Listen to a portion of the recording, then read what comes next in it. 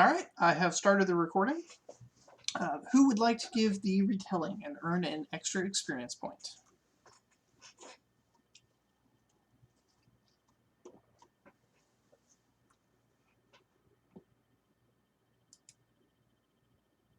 My brain is a little fried, so I'm abdicating.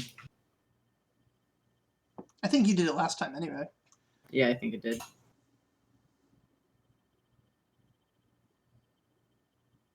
Yeah, my brain's a little fried too. Okay. So, if I remember 2 weeks ago correctly, did we begin in the casino? Already in the casino? Or, yeah. So, we began in the casino where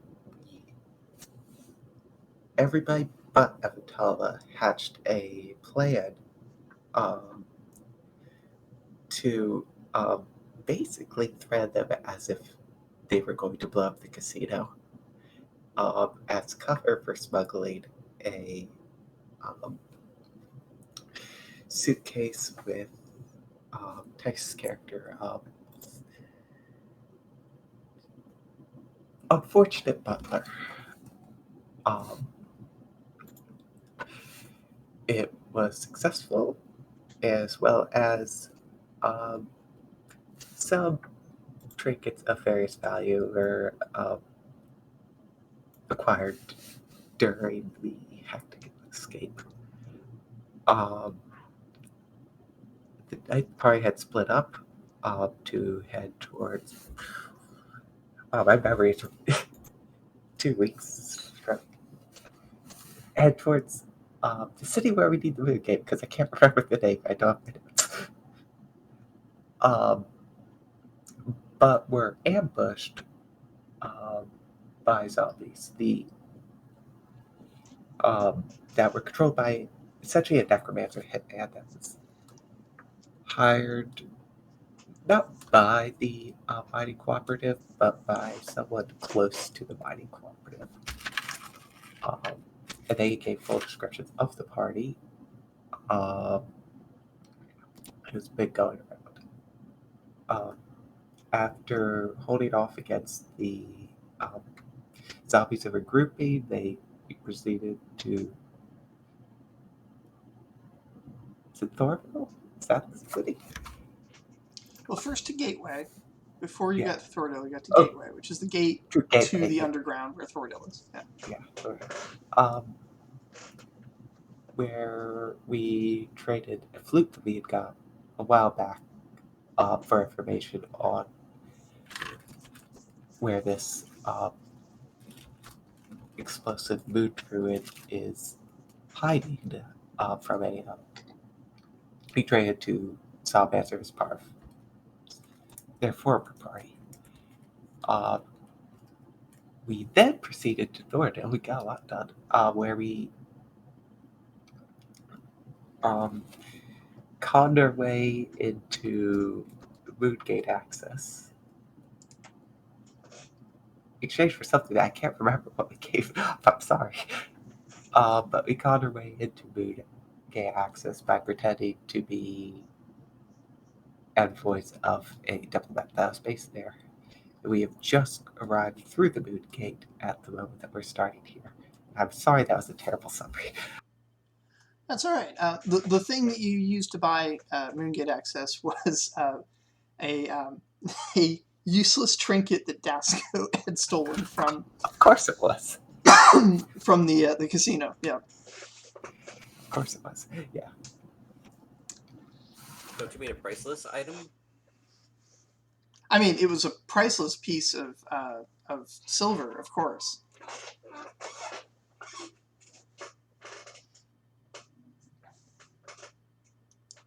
Alrighty, and so the party has stepped through the Moon Gate, along with several other diplomatic actors they're preparing basically for the war. They're to basically liaison between various governments using the Moon Gates as a way to transit. The Moon King doesn't allow weapons or armies to go through the Moon Gates, so the only real use for them that the governments have had in preparing for this war has been information. They send diplomats through with messages, and they meet in a council chamber that the Moon King has built on the moon to discuss things. Purely informational. But yeah, there's a bunch of diplomats and message carriers and other things going through along with you, and they've all come through with you and are now in a cave. The moon is very cavernous. You're in a cave, and the cave is well lit and surrounded with vines. Very thick green foliage is growing all over the walls and ceiling in this cave.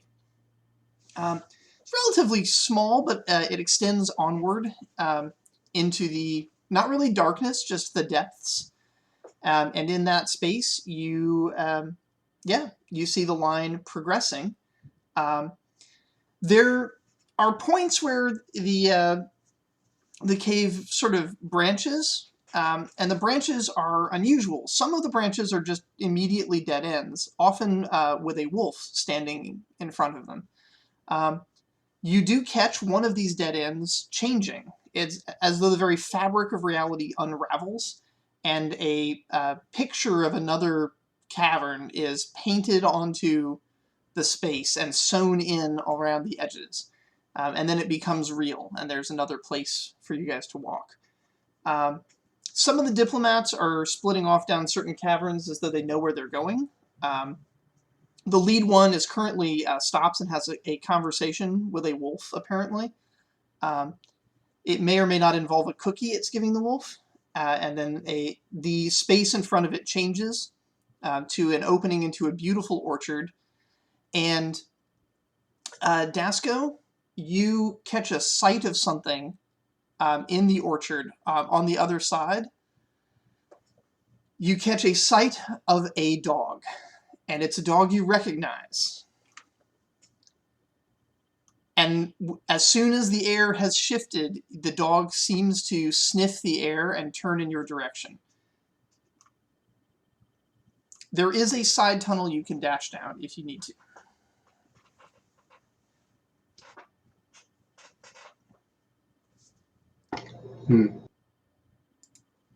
I will get out of the way of the dog. This is one of Violin's dogs? It is. And it makes sense that he'd be I'll here. get vastly out of the way of that dog, then. It makes sense that he would be here to, like, since there's so much diplomacy going on between Celebre and all the other nations of the West. But yeah. The dog is on the other side of an apple orchard in a cavern in front of you, but you can duck out of the way. You're almost certain the dog has smelled you, but it hasn't seen you.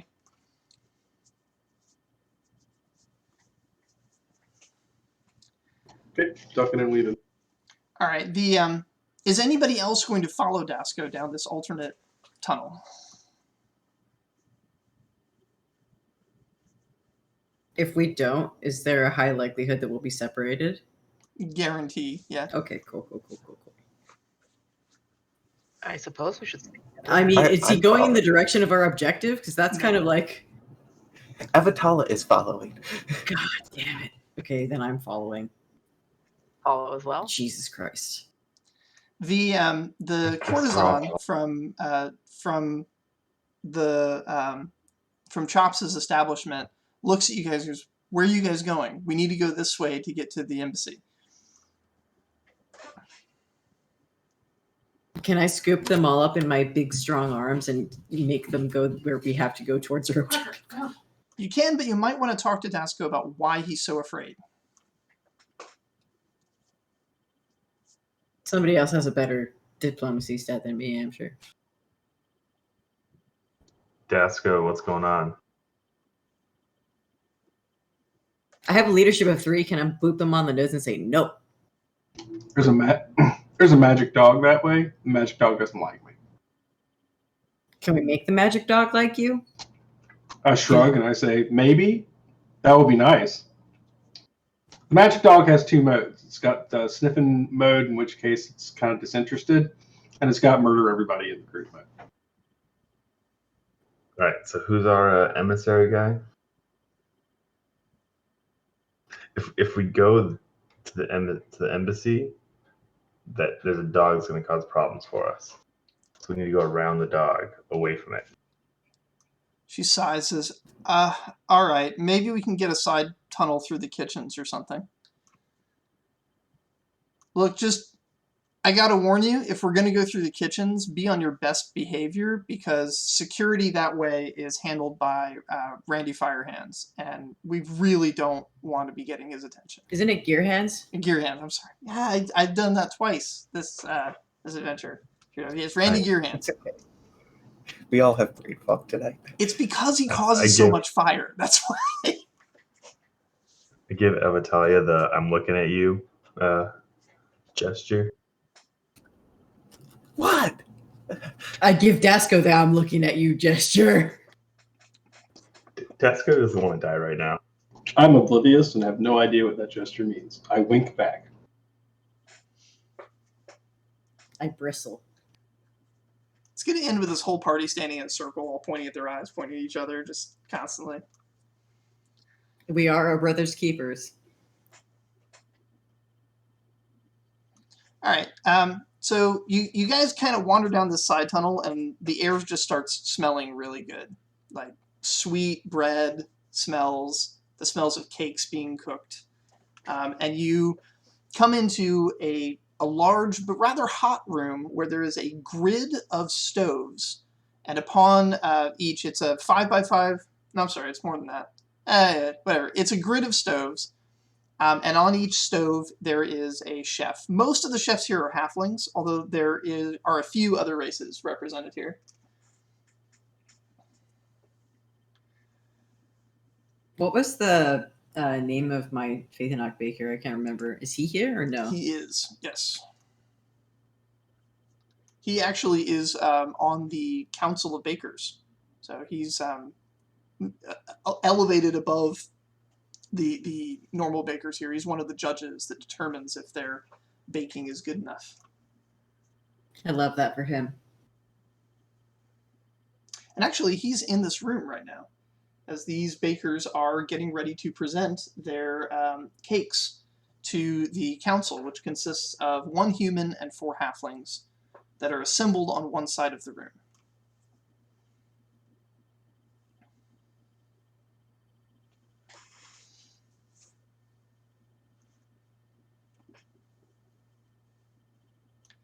It seems to be a bit of a ceremony. A lot of the bakers are remaining at their stations at sort of attention. Kind of like what you'd expect at like a graduation ceremony, but with fewer graduates. There's going to be a lot of rejections coming, so yeah. I scratch my beard and I say, rejected mooncakes are probably pretty valuable to somebody.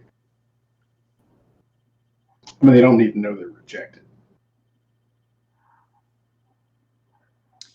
You're probably right. Like, even getting up here, you have to be the best of the best.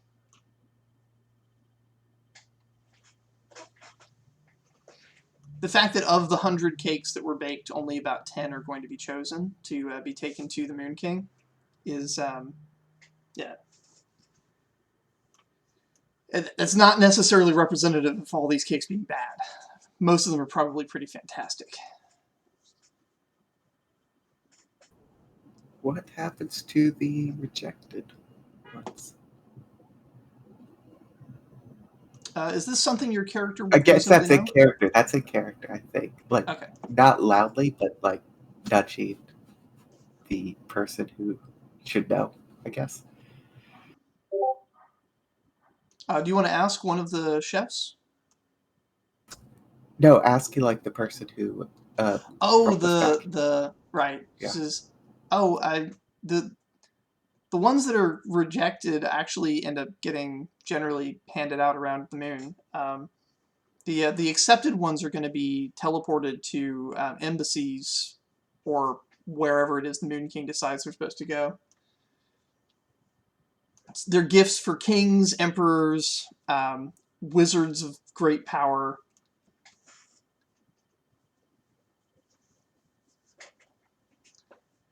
Who knows what that thing really thinks it's doing with these cakes? But yeah, the ones that aren't picked, they'll end up either around here or for sale somewhere.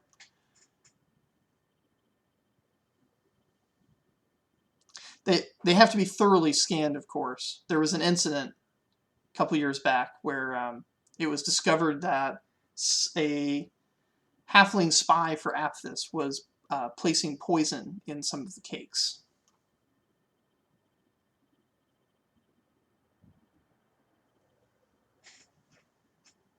No one knows what happened to that halfling.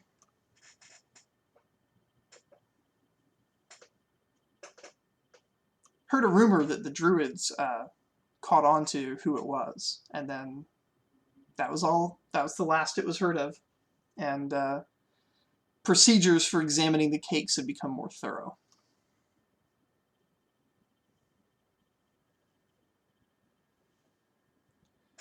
As the examination proceeds, more and more of the chefs are leaving their stations to take their cakes forward to be graded, which is creating an opening for you guys to cross the room without disrupting things.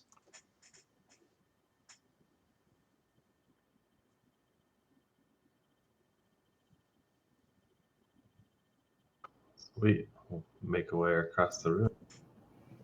I'm assuming somebody like grabs up a Talus who is mesmerized by the cakes. I'll do it. Dasco, are you attempting a dastardly plot to score a cake? I'm keeping my eye out for an opportunity. Probably If the I best. can, if I can pick up some, dust off some donuts out of the trash or something like that, just put them into a bag, then I will do so. Okay, you get some powdered sugar off of a station. Yeah, otherwise, I'm just going to collect. I'm also going to collect rocks. Basically, anything that I see that I think that I could possibly in the future sell to somebody at some exorbitant price. I mean, so far you've demonstrated an ability to sell literal trash to people. So I think that like there's going to have to be a moment of triage, or your pockets are going to weigh you down with all the junk you picked up. Never been on the moon before, though. True. Alrighty. Out the other side of the room, there's a variety of tunnels. It looks like most of them are leading to either storerooms or places where halflings are bunking. But there is one tunnel that the your little guide here takes you through, which seems to lead back towards the more diplomatic areas. The tunnels are starting to make no sense. Like, you can take 4 right-hand turns and end up somewhere completely different than you should be. You're clearly stepping through portals that are somehow hidden in the tunnels themselves.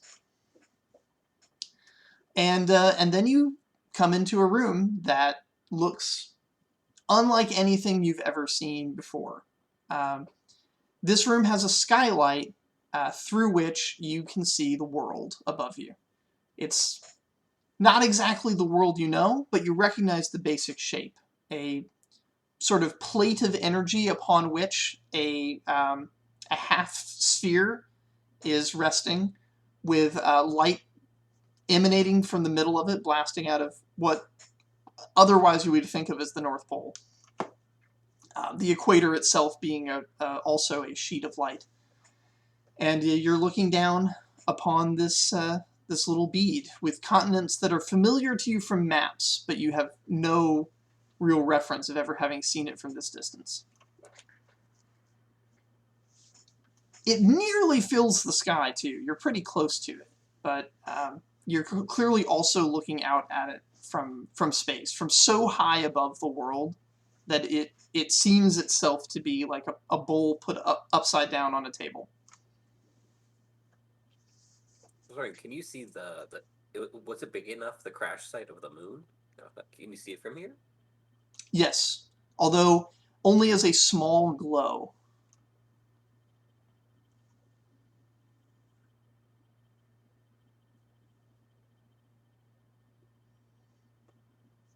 Such are the distances involved that it's not like, you don't see it as a crater. You see it as a place where the molten glass of what was once the desert of Aphthis is still glowing with heat.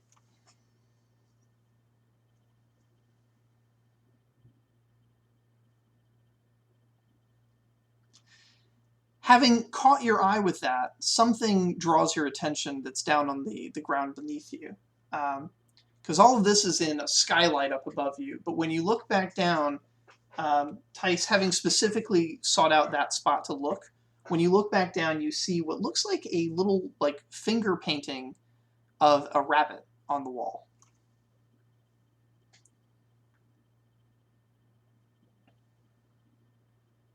The rest of the room seems to be intentional architecture, shaped and sculpted stone, carved with, interesting looking pillars and just a general sense of pretty looking architecture. But this rabbit is hand painted with berry juice on the wall, and it seems to depict a small rabbit wreathed in flames. Little red fire lines around the outside of the rabbit. I guess I'll go over there and look at it. Maybe strange. I guess it looks old, right?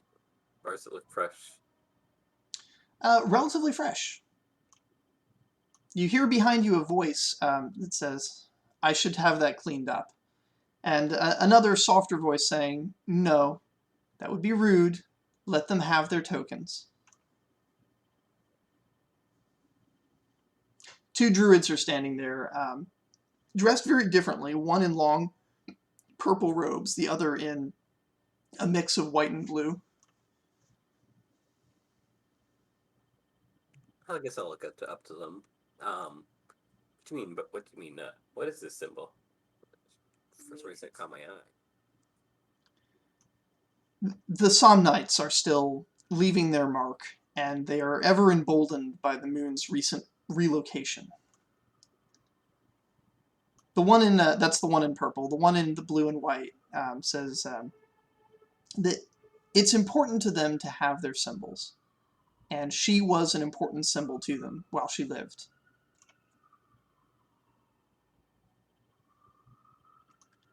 She realizes there might be confusion or something. Says, "The rabbit, I mean, not the moon." She was archdruidess and leader of the Somnites for quite some time.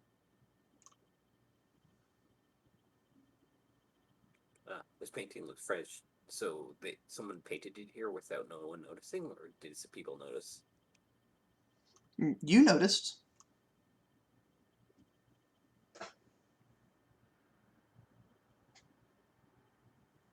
Is that code for something in Druid? That me noticing it?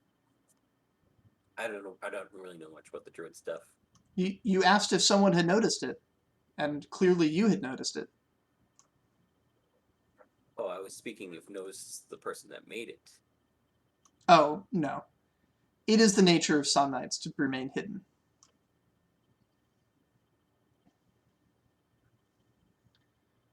The party may recall that you guys were given some kind of rumor to spread to try and attract a particular Somnite druid.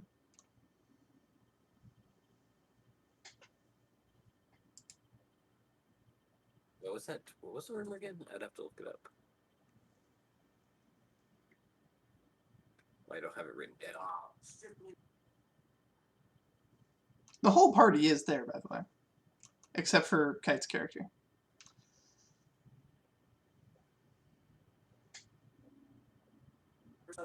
Look over into the group. Well, I found hints of a Somnite. Trying to remember the rumor. I don't remember.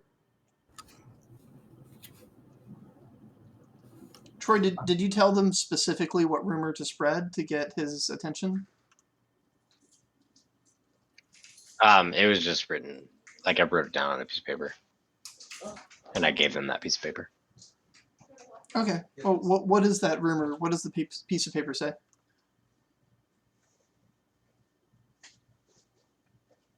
What's the little password they need to spread around?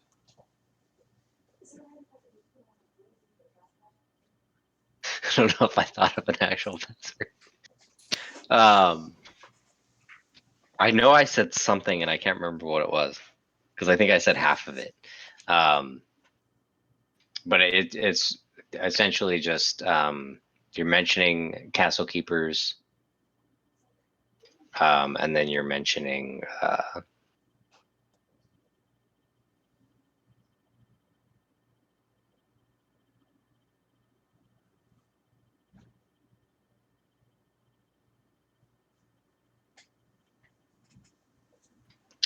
it's just like doesn't really matter. It's just the last job they did, and that's how they know to respond. What was the last job again?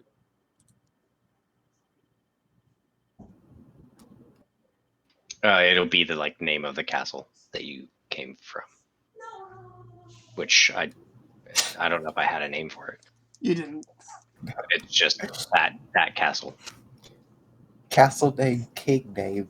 Yeah, I'm sure it's is- named after the king, who you also didn't name. Yeah. I did name the king, didn't I? King Tab. No, he called him Yeah, the I get a king name. of the time. King Tab. King Ted? Oh. Is that it? Teb had a name. Okay, so yeah, that's it. Castle Ted. So Castle Teb. Like, I know there was a name. I just had to pull up the spreadsheet. I'll like pull out like a little ink and like ink sack, and I'll like or in a little brush, and I'll walk over to where the little rabbit is, and I'll paint a little castle around it and write the word Tab below it. Both the druids frown at that.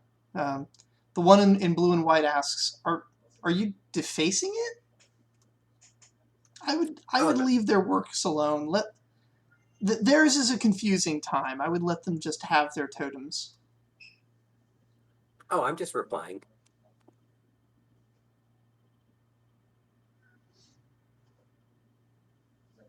Her eyes narrow. She's not sure what you mean, but she'll figure it out. The other one is ready to step away as well. She has things to do. And so the two continue off on their merry way.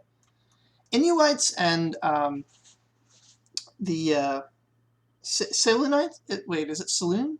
No, it's Loon. Loonites and Inuites generally are not as mysterious or hidden as the Somnites. They do participate in politics and converse with others. Inuites seem to be the ones running the portals. And both of them interact with the wolves quite a bit. So you'll see lots of the druids as you walk the halls. Your guide says, this is a very pretty room to see, but we should be off. And done. Okay, I'm good. All right. So she leads you down a corridor, comes upon a room where you can see in the room there's like a sword floating in the middle of the room. She stops and goes, oh, wrong way. Hold up. Backs up a little bit. Hang on a second. Is this the sword that we got into trouble with on our last moon heist? Oh, yes. Oh, it got put back. Yeah. It belongs to the Moon King. It's never out permanently. And after a little bit of backtracking and nearly getting lost, she eventually gets you guys to a sort of tall room with lots of, you might think of it as like a multi-leveled walls, like a hotel or like a motel. Like it's lined with motel rooms and little ladders and stairs to get to upper levels. This is welcome to the diplomatic quarter. Ours is going to be a room down here. We'll have to work on getting you guys accommodations if you're going to be here for any length of time. But I just need to step in for a moment and explain what you're doing here to my superior. And she's putting some air quotes on that one.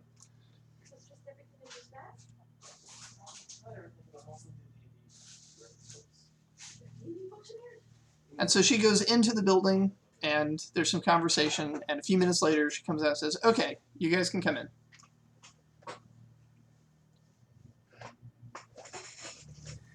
Inside, there is an elf in fancy robes.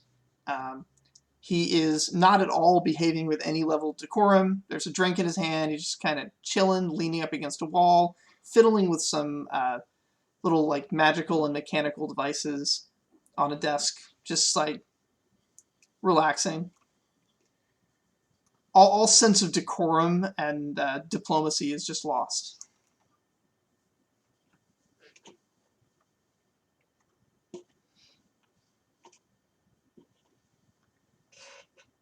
He is in particular being excessively rude and provocative towards the dwarven woman that brought you here.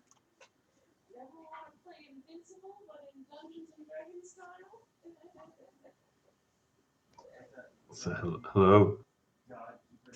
Hey, apparently I'm supposed to be nice to you guys. You're my guests or something. I don't want to know what's going on. It doesn't matter to me. Whatever scam you're running, that's cool.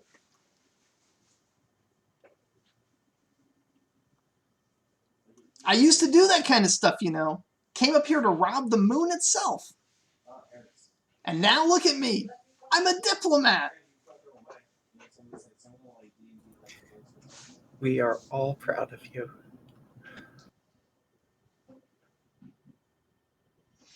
He deepens his drunkenness with another drink and, yeah, proceeds to be basically useless to you.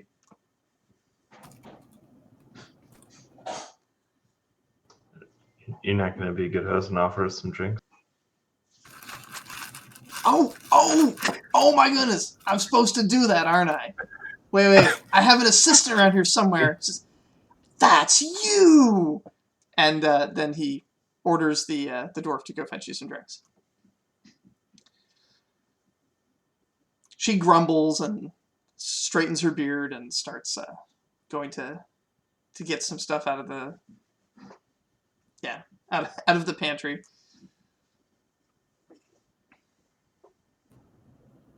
As she walks away, I want to pull her over real quick and whisper to give Remy some water. She nods, says no problem. But she does come back with the most expensive bottle of wine that was there because she wants to spite him by giving away his good stuff to strangers.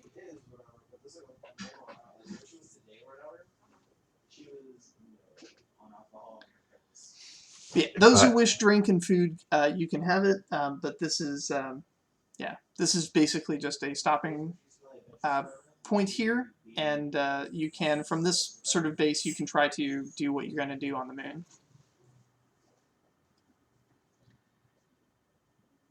Your two objectives are, one, find the druid, and two, find a way to get off the moon to Celebre, through the moon gates to the Celebran gate.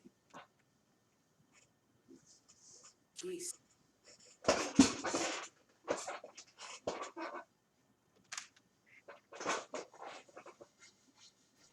In the scary movie where the team splits up and then hijinks ensue. So, Mr. Diplomat, how much reputation do you have among the druids?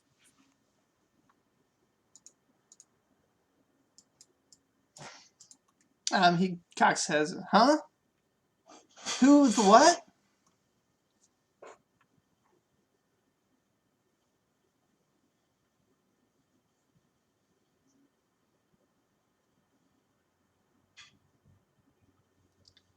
You don't get the sense that this guy's going to be extremely useful to you guys in his current state. Is there anything like stored around the room that looks like it might have official papers or something that might be interesting? Yes.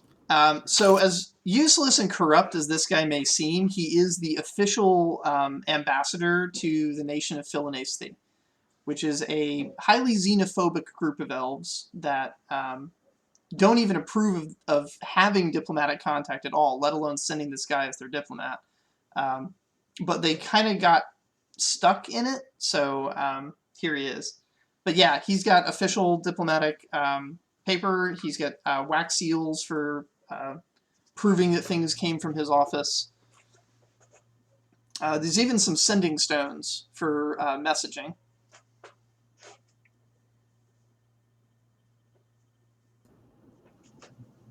All right, in that case, is there also like any sort of recreational type, like a chess set or a deck of cards or something, just sitting about? He doesn't have any games here. What he seems to have actually is lots of tinkering components for making mechanical devices. And you recognize a little bit of like magical artificery.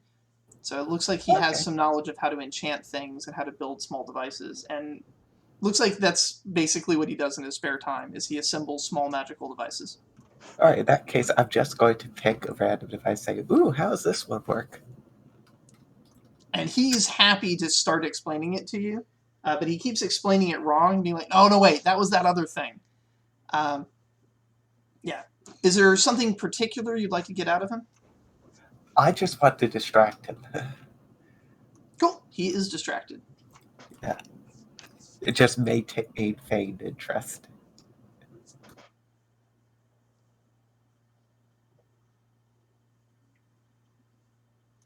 He remains distracted and interested in the fact that you're interested in his stuff.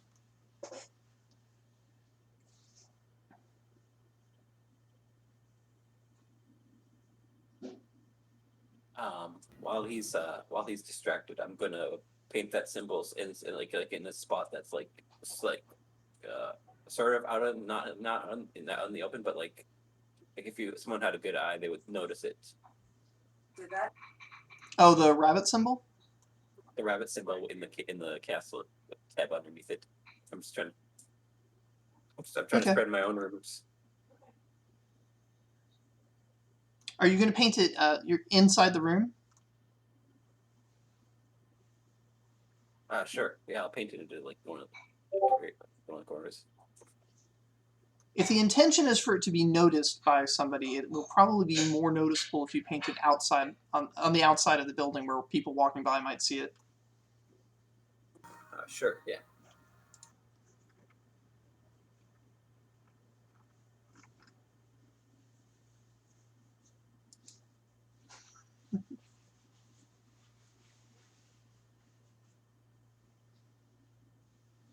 I see I'll be taking my turn after this in the Civ game.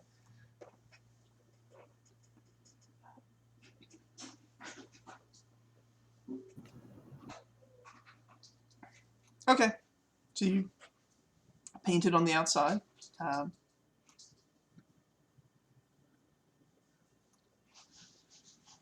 Do you want to do it in such a way that people walking by don't see you paint it, or do you care if people notice you painting it?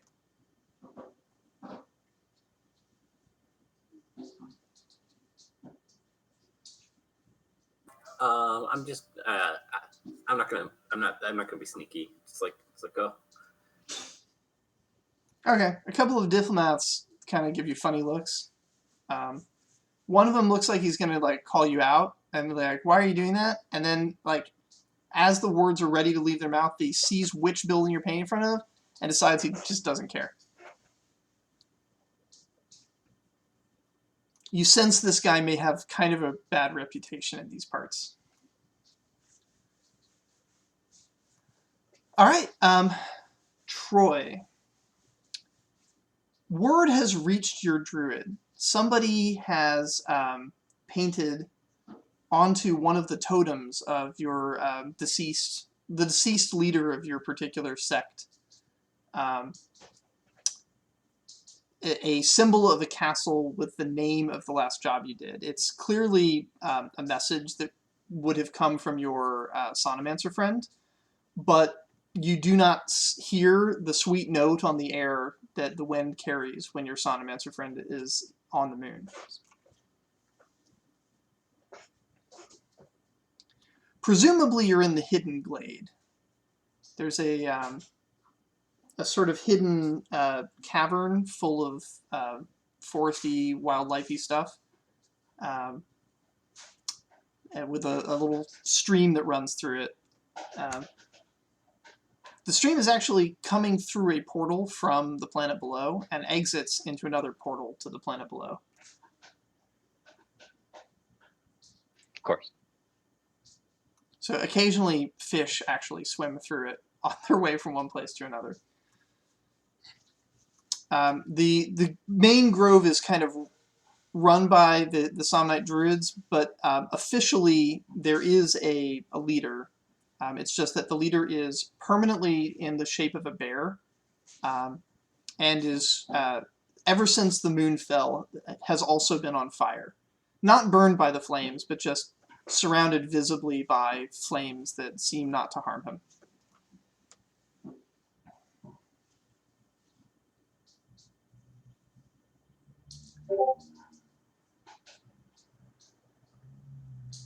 It was long believed that the previous leader, a woman who would shapeshift into a rabbit, was defeated by Randy Gearhands. But you know that she escaped, only slightly singed, only to begin trying to channel the moon's power as it fell onto Aphthis, and in this overexertion, the fires of the moon consumed her. So her husband, the permanently transformed bear, is kind of in a state of also permanent rage and mourning, and is just always on fire. Got it.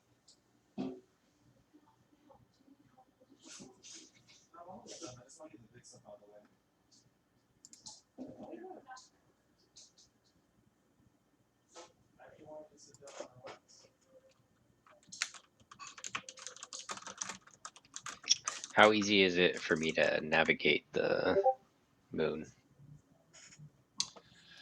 For you, it is pretty easy. So the vines connect all over the moon. They're actually a single continuous plant. Every corridor is just covered in them, but it's actually all part of one giant sort of vine tree thing that the Moon King grew from a single seed. And knowing this and being a druid, you're able to basically teleport to anywhere the vines go.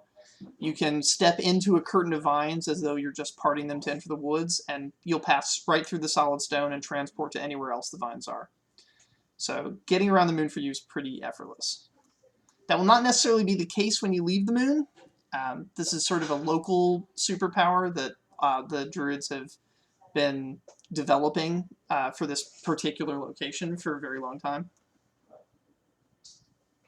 But it's helped the Somnites to keep themselves hidden from the other druids. This ability, by the way, is independent from your ability to phase into rock. You're not actually phasing into rock when you use this. You're using spiritual magic to enter the woods, basically. Got it. Okay.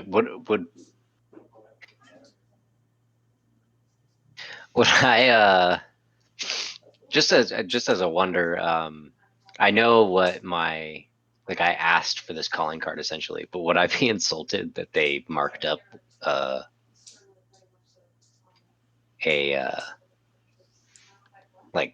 That's up to you. I'm not sure how your character feels about the previous leadership of the Somnites.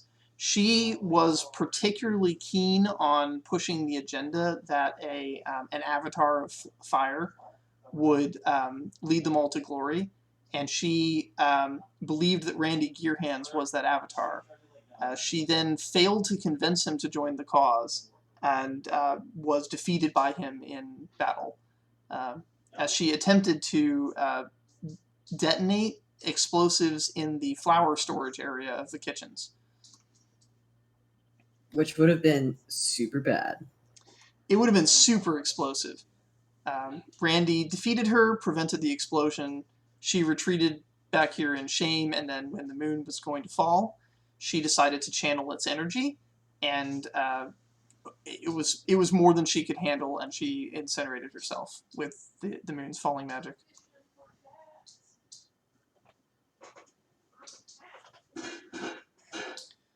So whether you mourn her loss as a great leader that would have led your people to glory, or you think that she was a fool that was pursuing the wrong direction, that's entirely up to you. You might view her being burned up as the moon blessing her and giving her ultimate stealth through death, or you might view it as the moon rejecting her and burning her alive.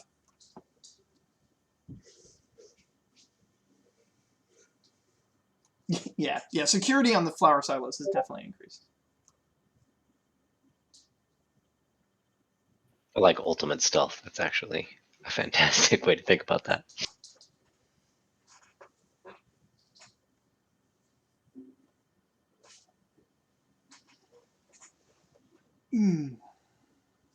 Okay. My current plan is to basically navigate along to find out where these things are happening, where the markings are getting written, but not visibly, so I can just monitor them for a bit. All right. So you do identify a second marking. It's outside the apartment of the Philonacian ambassador. And there is visibly, you see a necromancer. I don't know if do you visually look like a necromancer, Tice? Like, what does Charles look like? It's a gnome, I know that. Yeah, like I thought yeah, it looks definitely, you can definitely see some like he isn't like, since he's been in that one town where it's a bit more open, he hasn't like been bothered to like change his looks or whatever. But yeah, he definitely looks like a little bit out of the norm. Okay, so you see a gnome in some like edgelord style magic robes, painting a second symbol onto the side of this guy's house. You can't get into the house as there are no vines in there, but you can easily be in front of the house if you wish.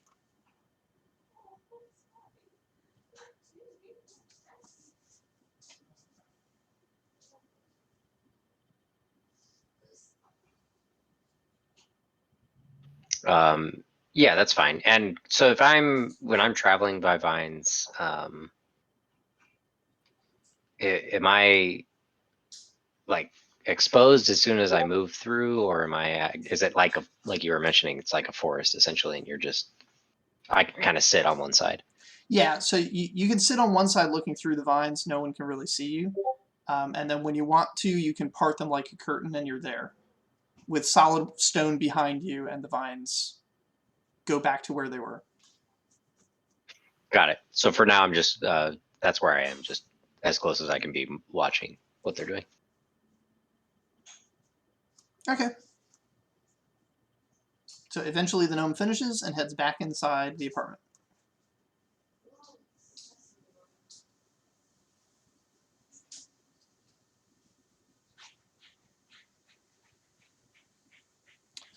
Meanwhile, in the apartment, did you guys want to do anything other than sit and wait?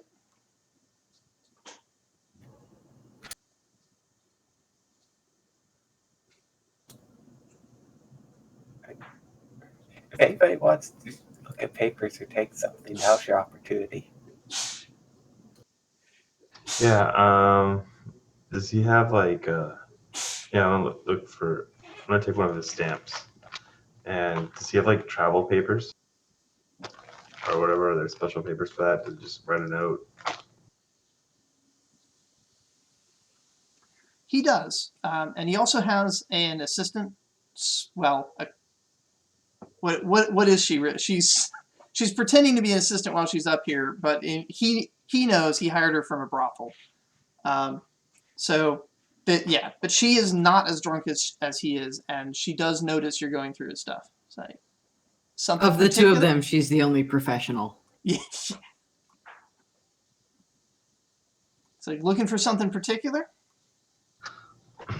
Wine opener. Corkscrew. With surprising dexterity, almost like a professional sleight of hand artist, a wine opener appears in her hand. Thank you. Not true magic, but you know that Like, I had it hidden up my sleeve, and now, boom, it appears. Street magic. Street magic. Though depending on the city and the street, that could mean a lot of things in this world.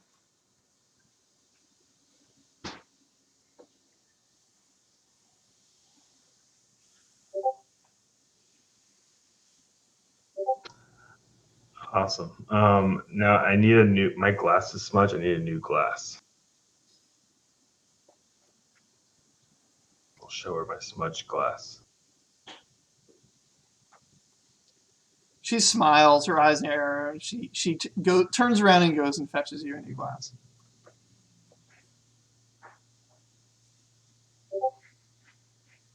When she comes back with the glass, she says, you don't have to be tricksy with me. I know what I'm here. And she kind of softens her voice a little bit so he doesn't overhear. It's like, and it's not for his benefit. No, I seriously just needed a clean glass. And when you get it from him, help me find some travel paperwork, please. So the kind of travel paperwork he has here is mostly papers to get somebody to fill an aesthete without them being shot on sight for not being an elf.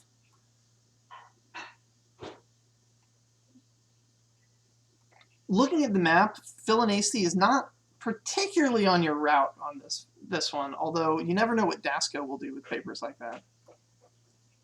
Yeah, well, so how does the travel system work? Do you like file with someone on this side that you are traveling somewhere, or do you just carry the paperwork in case you get stopped by someone? Oh, you mean for getting back. Right. Yeah. So the druids and the wolves are really the only ones who open the gates. The halflings kind of do, but they have a deal with the wolves. They trade gate control for cookies. But really, it's the druids with the purple robes. Those are the ones that you want to talk to get a gate open. They have kind of a schedule right now because there's so much traffic. So there will be a time where they'll open gates to the different places. Where are you trying to go? Actually, I think you already told her you're trying to go to Celebre, didn't you? Celebre, yeah. It's like, so the easiest way to do that would be to hang out with the Celebran delegation that's going to be heading back and then just follow them through the gate. Of course, what you're going to have to deal with on the other side is up to Celebre. I really only go between the Moon and Thordil, so I'm not sure what the situation in Celebre is for authorization. But I do know that the gate leads directly to the palace. Their king Violathan had the gate installed in the middle of his palace.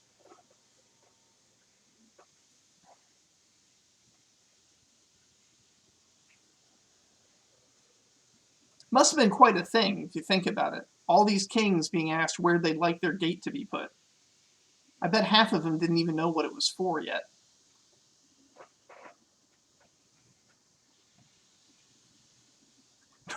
Probably the smartest of all of them were the Mathians. They asked their gate to be put in the middle of a swamp, and then they built an inside-out fortress around it to protect themselves from anything that may come out of it.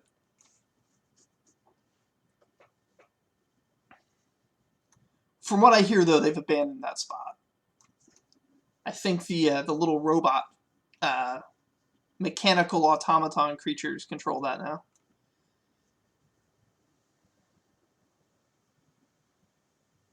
Petrish, I think they're called. Evatala, you know from like your sort of understanding of how like upper crust people behave. She absolutely knew they were called Petrish that entire time, and that was just a performance.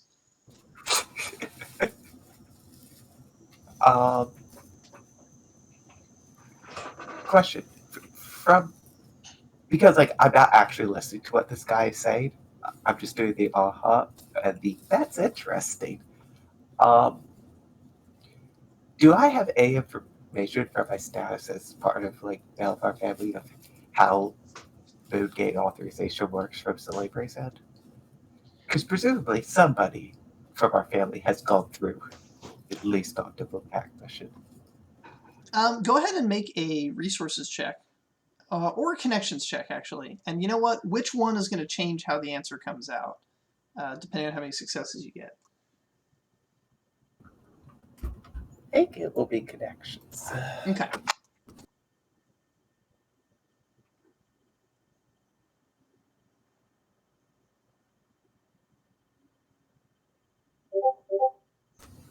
Two successes.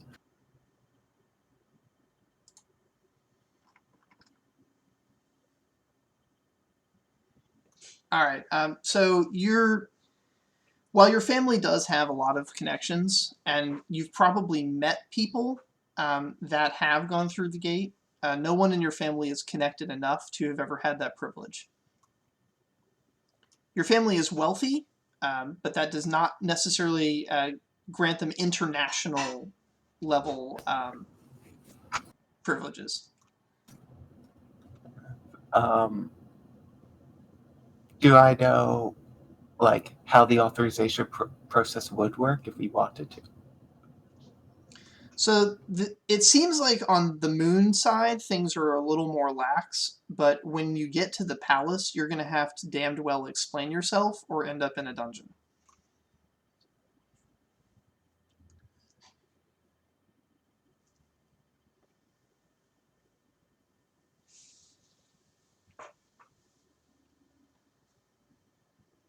Now that first option, damned well explain yourself, is actually kind of your specialty. So this is not impossible, but yeah. In terms of going through official channels, you're on the wrong side of the moon. Unless you can talk to a Celebran representative here on the moon and maybe get them to authorize you and escort you through themselves.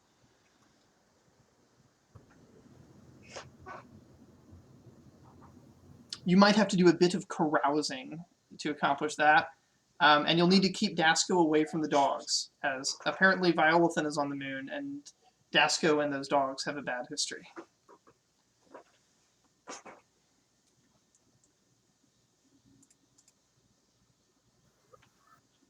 Your file on the dogs is only that they are supernatural, can breathe fire, and once chased a god out of the city. Oh, fun. There's some elven god was trying to claim that it was the new patron god of the city, and Violathan sicked his dogs on it and chased the god straight out of there.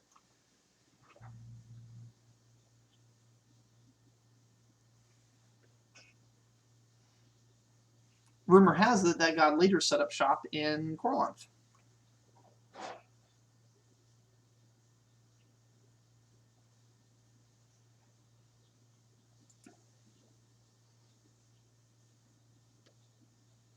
I'm assuming both sides of the gate on the other side are both guarded. Well, we're not doing anything until we get this druid here, so. What's the what does our guy say? What's happening in Philinesti right now? What's the current political situation there? So the dwarf basically takes over for him at this point. It's like, Philinesti has decided to remain out of the conflict, although they still say that they will attack Aphthians that enter their borders on sight. They have no intention of sending forces to defend any of their allies. And I use allies in the term loosely. They are extremely hostile to Anar, and Anar has been extremely friendly with the rest of the Western nations. Who's Anar? Anar is a splinter group of elves that left Philinesti for philosophical dispute over the regulation of magic. They consist primarily of mages.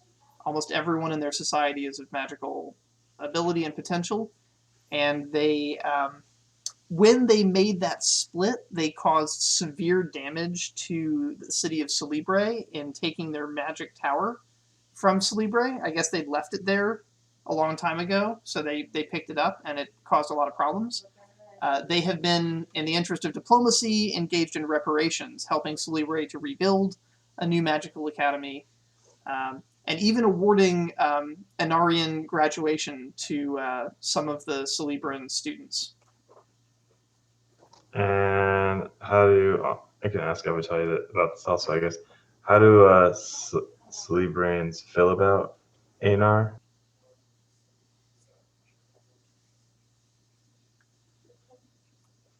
So, Evitalia, the answer to that will vary by Celebran. Generally, Officially? yeah, like officially they're allies. Obviously, like it's a hard situation because there are people that lost family members in the devastation when the tower teleported. But at the same time, Anar has been very supportive of Delterra, and Delterra has been very supportive of the Guild of Applied Thaumaturgy, and the Guild of Applied Thaumaturgy has been making everyone's life easier. So there's sort of a reluctance to bite the hand that feeds.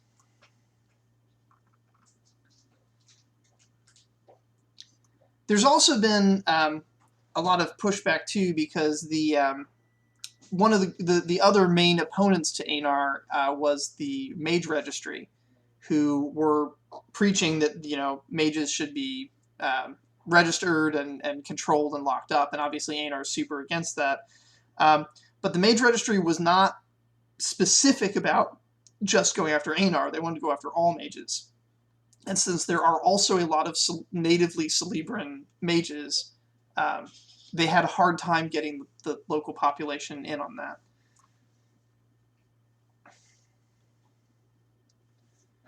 It never came to blows, though. Shots were never fired in Celebre. Probably the biggest incident that happened was there was an attack on the city.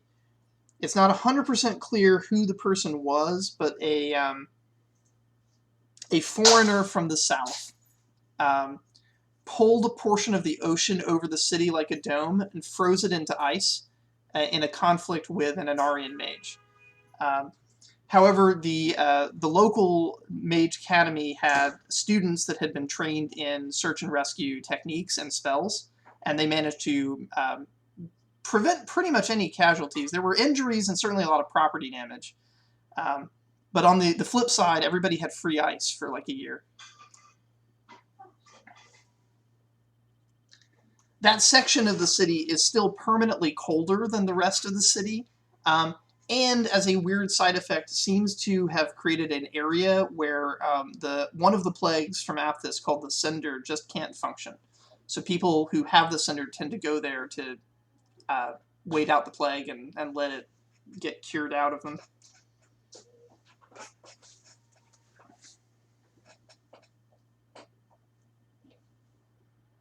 And how's is Philinus? Do you having any issues with the disease?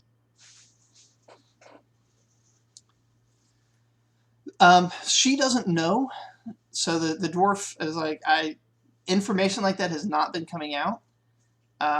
One of the things to realize is that while this asshole is their official representative, they don't really trust him either.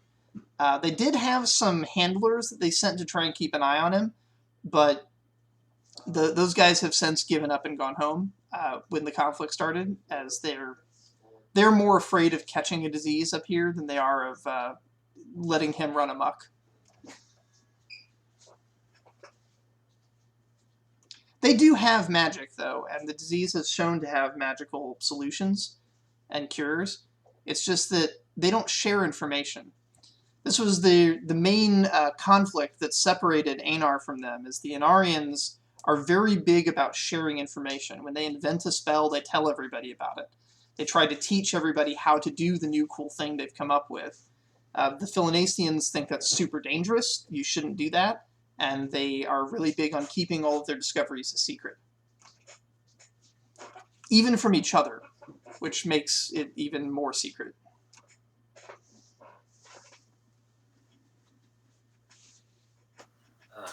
Not to interrupt. What do you know about Solemn Night, the fallen moon druids? The Druids have stayed out of the current war, so I haven't been keeping up with them very much. I know that one of their moons was used to attack the Aphthian city, but I don't think the Druids themselves were responsible for that. I think that if they had had the ability to do that, they would have done it a long time ago and not against Apthis.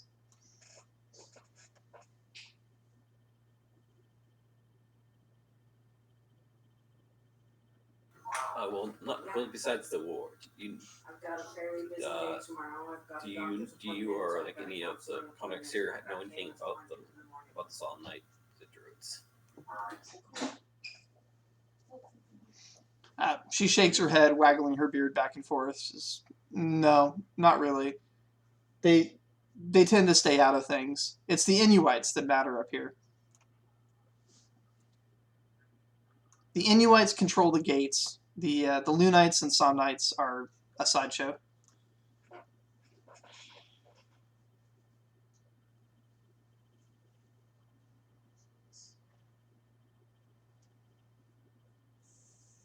The Lunites are quite pleasant, though, and they do make an awfully good apple brandy.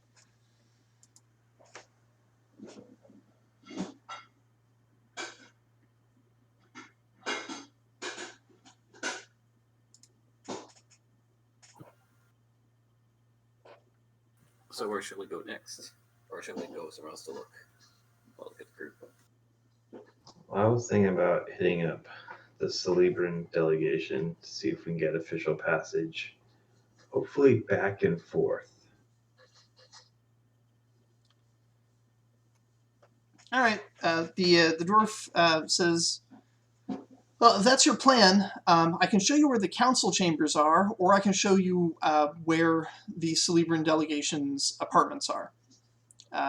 Council chambers where they're going to be meeting pretty regularly to have discussions with other nations, and their apartments are where they're going to be sleeping between those meetings.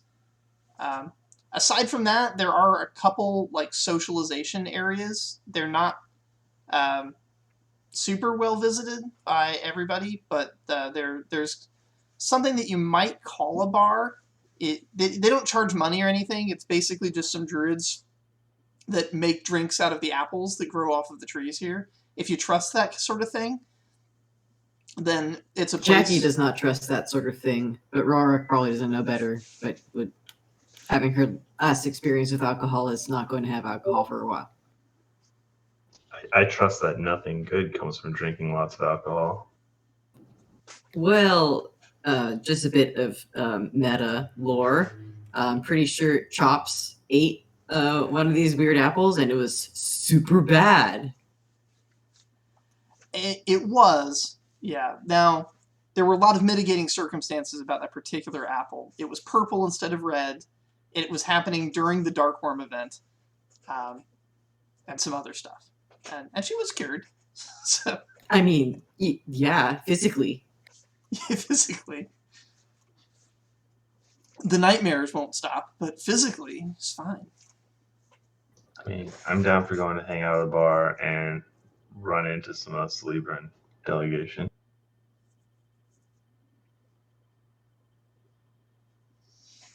And drink druid apples.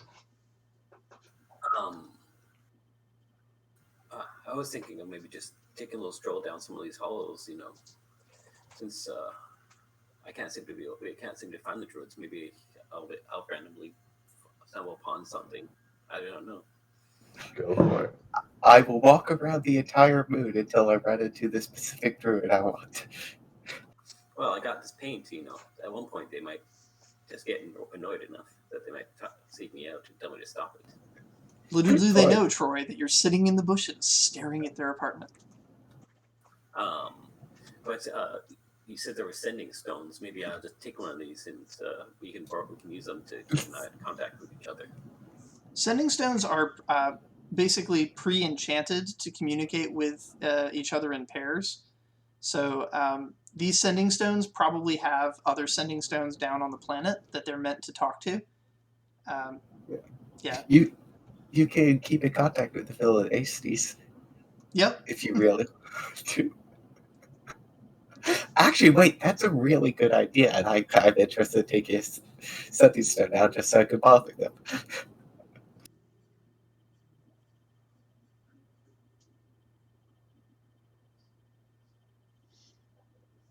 All right. Is the party going to stay together, or are you guys going to split up and pursue different objectives? Well, out of character, Dasco can't really come to the silly bread area. If correct? Dasco goes to the council chamber, he will almost certainly encounter Violothan and have a problem.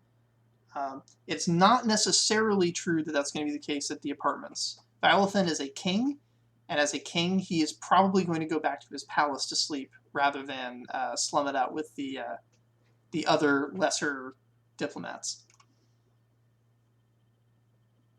Or he might have a private room. You never know.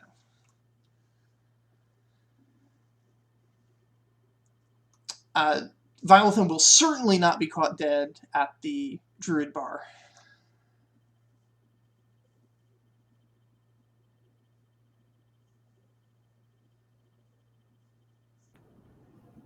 I mean, I'm Well- not going anywhere near those dogs. So.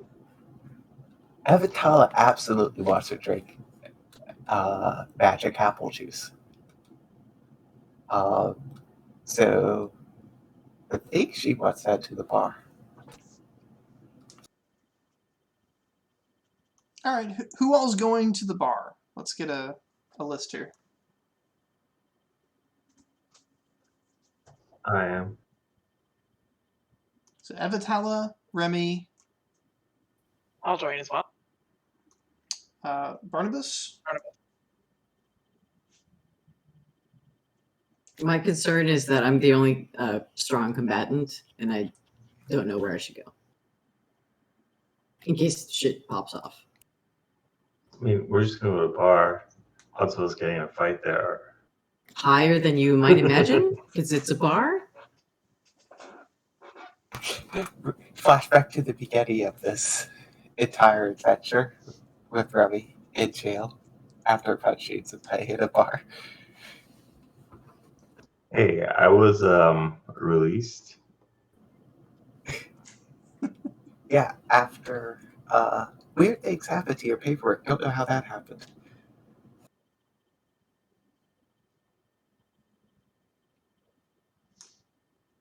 All right, we'll circle back to Rourke. Dasco, did you want to go to the bar, or did you have another objective? I mean, I'm happy to go to the bar as long as there's not going to be dogs there. If there's no dogs in the bar, I'm happy to go to the bar. It's considered extremely unlikely that the dogs will be at the bar. All right, then we'll go to the dog. We'll go to the bar. Which means it's almost certain. All right, I'm just going to go up to Evital and be like, where do you want me, boss?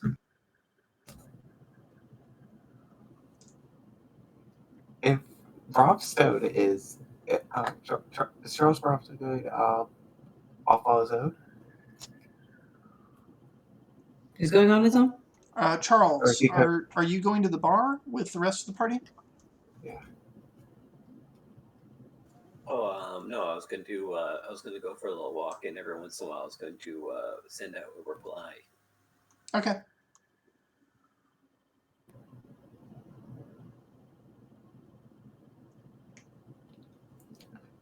I stay with Charles in that case. Unless you want to drink magic apple juice, I will never stop anybody from drinking magic apple juice. It seems like most of the party was going to go to the bar, so we only had a couple that didn't want to. Charles wanted to. I mean, you can still go to the bar and draw your pictures. I'll be at the bar then. Okay. Yeah, Charles, you can still draw your pictures on the way to the bar. Like, that's not stopping you in any way from doing that. And there's going to be a bunch of druids at the bar. The druids run the place. Sounds like a good place to get intel.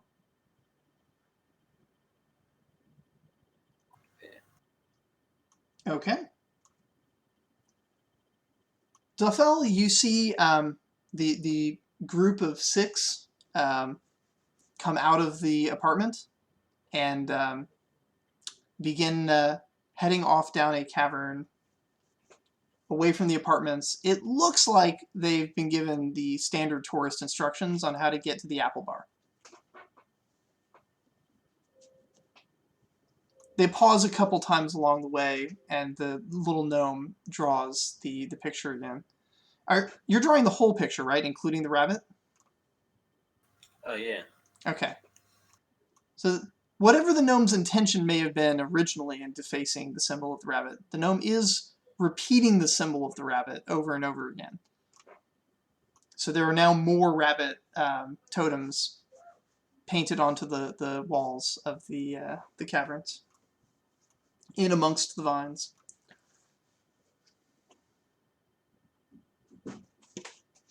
It's up to you how you feel about that.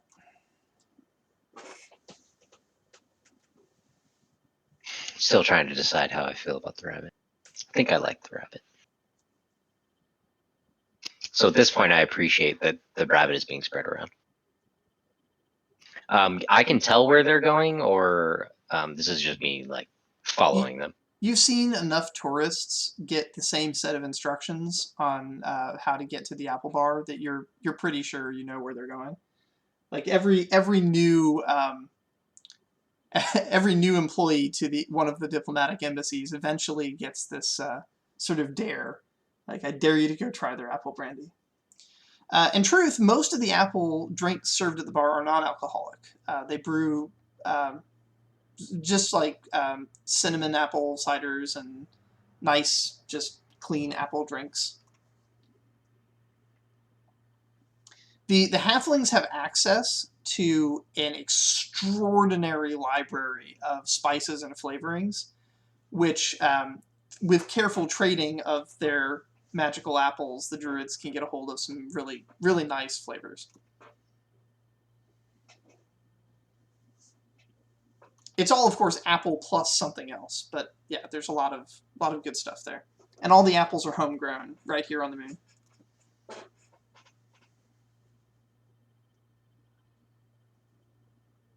Okay, so I've seen, I can see all of them traveling together now, right? Yes. Okay, so I'm just checking to see, or I'm not checking. I'm trying to get a look at each of essentially their faces as I'm moving around, and then I'm just going to go to the bar ahead of them. Okay. None of them are your sonomancer friend, who would be the only person you can think of who would know how to signal you. So. Yeah. Okay. That's what I was wondering. So they all came out together, which means yeah. Yeah, and so I'll be at the bar. I assume I can get to the bar long before they can. Oh yeah, I mean you can just step into the bar immediately. The bar is not a stone building like the rest of the structures in the diplomatic ward. The bar is a wooden building that was grown from a single tree that has been shaped into all of the stools, the bar table, the tables. Yeah, everything in here is part of a single living organism. And so a lot of the apples that they're making the drinks out of they're just magically growing out of the ceiling and plucking the apples to make the drinks fresh. Freshest cider in the multiverse.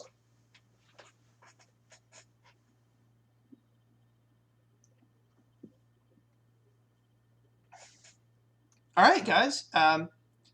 You arrive at the bar, and it is, as I described, at the end of a cavern. The cavern sort of opens up, and in the middle is a tree that is much, much thicker than a tree ought to be, and it has a door and some windows and music coming from inside. There's no smoke because there's no fire, but there are glowing plants within. Little glowing mushrooms are all along the inside, around the ceiling and walls.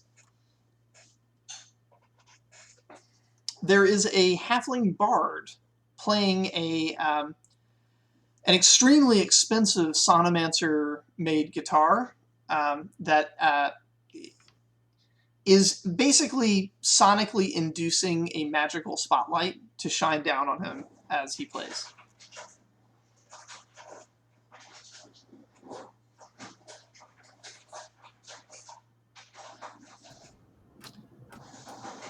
various Well- patrons around the bar dressed in druid robes. There's also a few people in diplomatic robes or diplomatic outfits.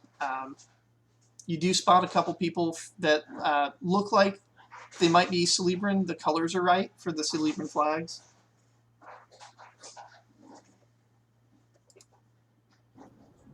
Well, Avatala wants to walk up straight to the barkeep and order a round.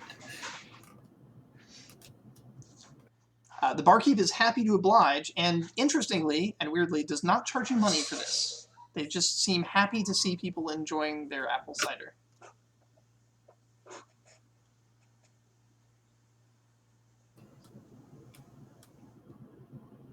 Avatala will zone out for a bit to consider the business possibilities of this planet. Or on the moon. It seems weird, but it's almost like they're not running a business. It's like they're running like a charity or maybe just an outreach program to promote druidic values to people. Socialism. Ugh, this place gives me a bit of stomach.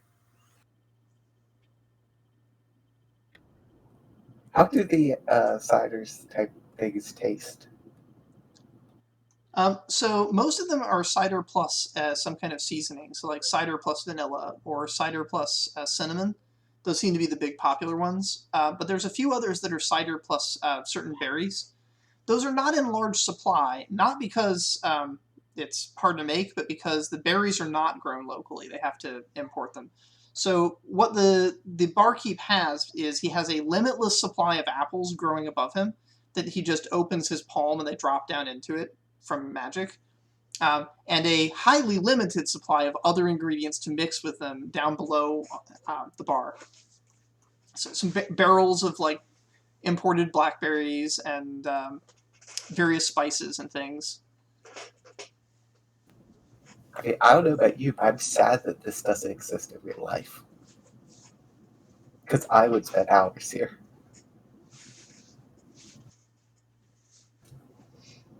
And so is Avatala.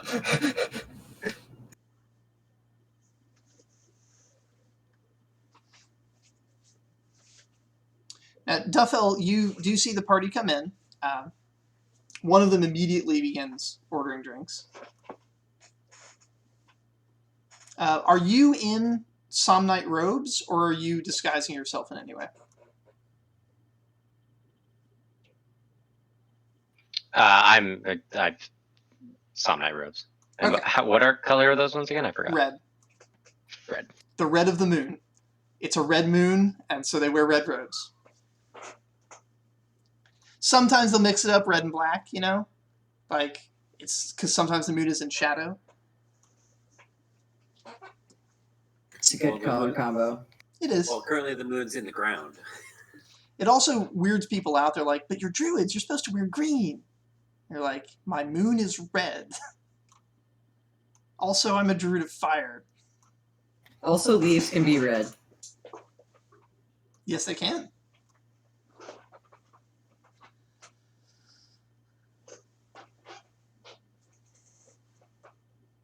Guessing this place is just filled with life magic, or like, because the druids are like. Yeah, but life magic is flowing through here. How sensitive are you? Like, I don't know if you can sense individual elements, but there's magic all over this moon. The air you're breathing is magic. These are moon druids as well. These aren't your standard forest druids anyway. Right.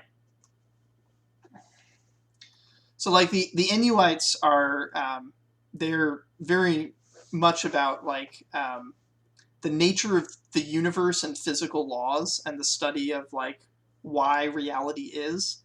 Not so much, like, trees and streams and stuff. The Lunites are more of are closer to traditional druids in a lot of ways, although they have a lot more of an attention to the sky, the motions of like the rise and set of the sun, motion of the stars, and how that impacts life on the world below.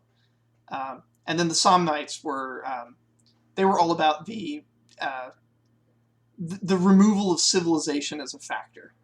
They were the the universe is not benefiting from all of these creatures trying to bend it to their own rules. The universe needs to have universe rules applied to these creatures instead. And so they supported entropy, the destruction of cities. Yeah. And then a giant, crazy alien god creature showed up and took over the moon and kind of changed things.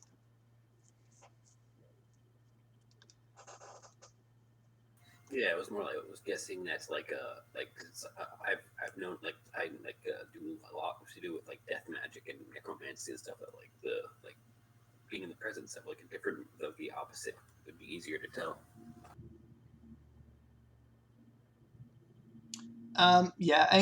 So you have ethereal sense. You can sense there's a lot of aether coming through.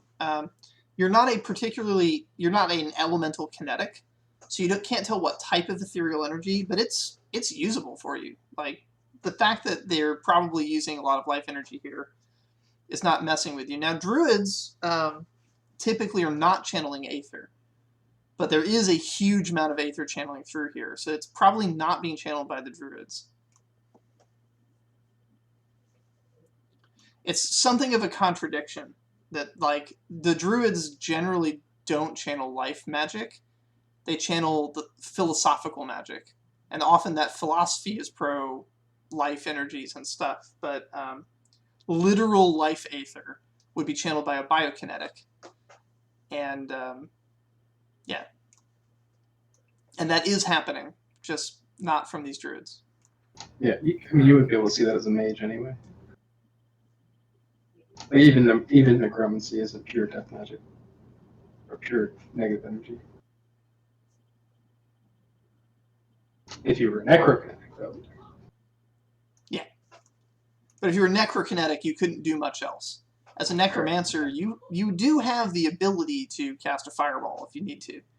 It's not necessarily in your wheelhouse. You're not rolling as many dice, and you're probably paying more in tax for it. But yeah, you're not barred from access to general methods and so forth of ethereal manipulation. Okay. I'm just curious. Has there been any dead bodies in the areas, or is it? I'm guessing they've been taken away wherever they are taken to. Yeah, you don't actually sense like a graveyard or anything. Your suspicion would probably be that the druids take their dead back down to the world below. They probably have their own burial rites that they do terrestrially, but you're not sure.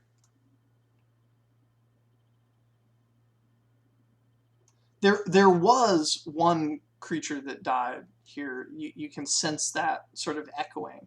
It was a pretty traumatic death, and it was fairly recent. It was, well, within the last month. Maybe like 2.5 weeks ago, something died very traumatically here. Not specifically here in this bar, just somewhere on the moon.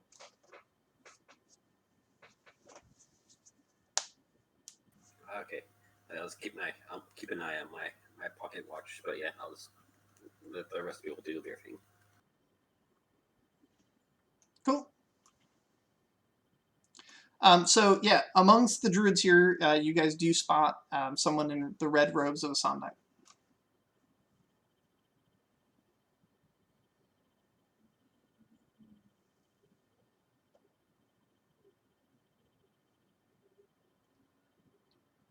Troy, there's a Lunite that's trying to make conversation with you. He's very pleased that Somnite has come out of hiding to socialize, and really wants to sort of restore relationships between the druid orders.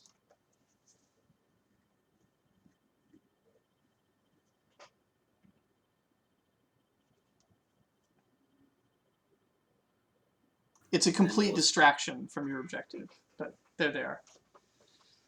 And a short little gnome walks up to you.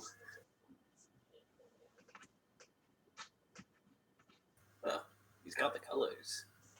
Excuse me. Have you seen my? Have you one of those Fallen Moon druids, right?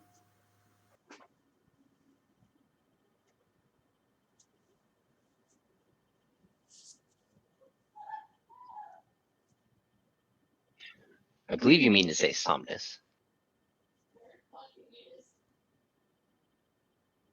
Yes, I am.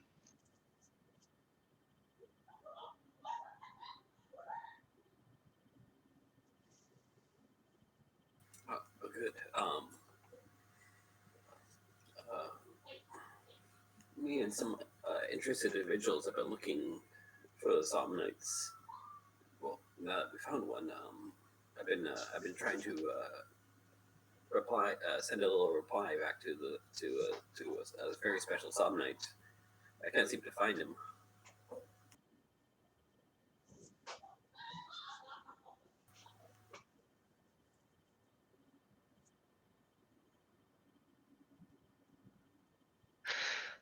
Yes, I've been seeing a lot more rabbits appearing.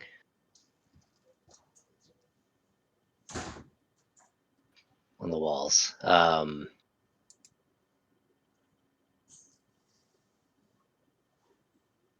to find this guy's name.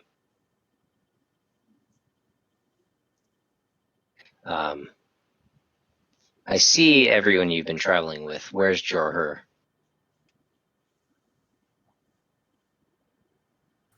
Oh, the dwarf with the music magic is I think that's not music, echo magic or whatever. Oh, he's not here.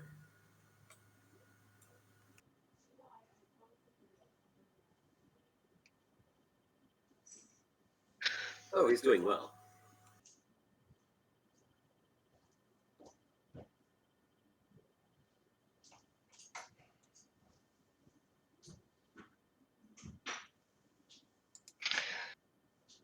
It's not exactly good news, but I take it he told you where I am, since you know his contact. So what did you want?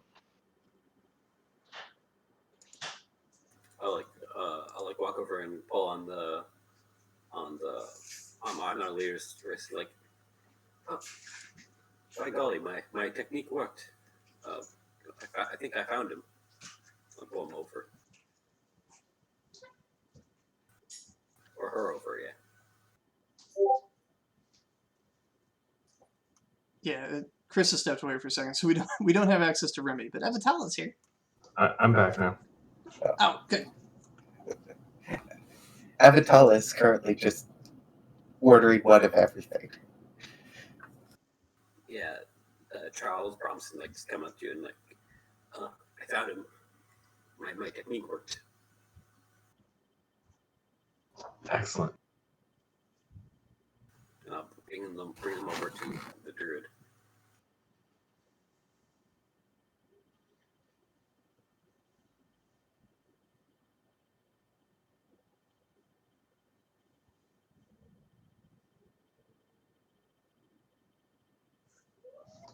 All right. Hi, Duftel? Yes? Hi, I'm Remy.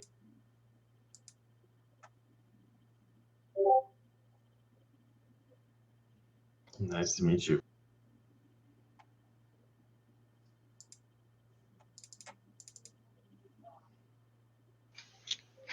I'd say the same, except you found me through Jorher.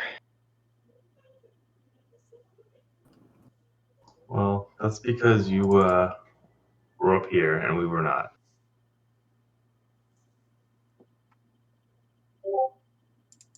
Johar is just a means to an end.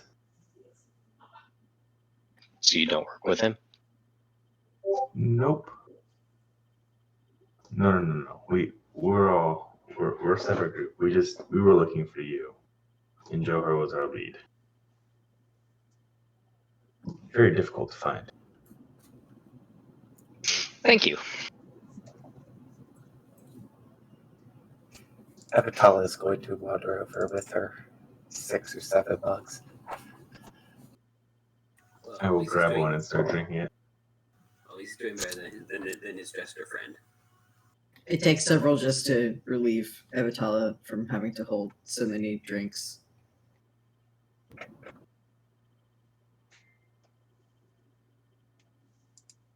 What was that jester's name again? Johar? Is that the same? Oh, that Johar was the dwarf. There's the one that was in the castle, the one that sent us a Johar. The jester. Her was the dwarf. The jester's name is Tavu. Yeah, So yeah. at Tavu, at the cave. Yeah, Tafu the jester. I'd go through all that just to find you. Tavu's a jester now. Yeah, for that cake. Yeah. Don't worry, we don't work for them either. In fact, I think they might be angry at us by now. Yeah. Well, at least the king does. I'm not to make copies because somehow I lost my house keys. Okay. I mean, clearly the king is angry at all of us. I don't It's understand how I lost them. Like We're recording right now. the jester. Yeah. It's quite the sight. He has to act out all parts of the king's, quite frankly, laughable adventures. In our defense, the only person the king's probably mad at would be Tasco. Because we're like sort of semi-unaffiliated, right? That is true. I mean, he's not mad at me. He's mad at some people I know, but he's not mad at me.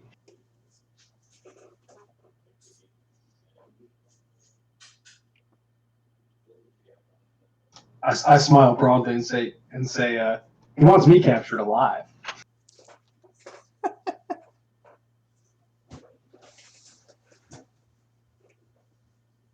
So, did we want to go somewhere else more private?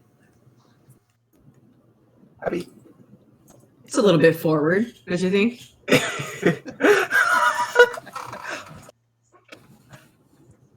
I think we could just ask, is that other druid that's trying to restore relations or whatever still there? Can't Duffel just keep this conversation private? Is that how sonomancy works? I don't think Duffel's the son. Duffel's not the sonomancer, he's a druid, but his friend is a sonomancer. It's very complicated. I'm very tired. He's a Druid of Somnus, though, isn't that? Somnus is just the name of the moon, and sonomancy is a particular field of magic that dwarves do because they can't do normal magic. Am I getting the lore right on that? Yes. They're also spelled differently too. Yeah, it would help to write them out, I think, at this point, because I see why they sound similar. Yeah, because one took it to S, like Psalm, the other one is Sano. Yeah. And then there's Somnusmancy. Just kidding. No, boo. Oh dear. With that we leave Barnabas behind. Barnabas actually said that. Barnabas, go sit in the corner and think about what you've done. As long as I get some cider. Now, there is a bard in this establishment right now that's playing music on a sonomancer's guitar and is using sonomancy to generate lighting effects for the stage. That's dope. Little halfling in a bright red and white tunic. Colorful, like purple and blue feathers in his hat.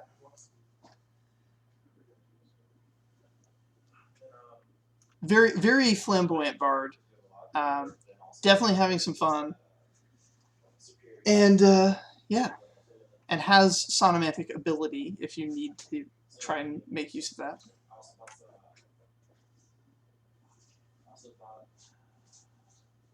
Well, Somnonite druids, they're known for being stealthy, so I assume you'd know a place where we can talk with to these guys over here have a proposition for you.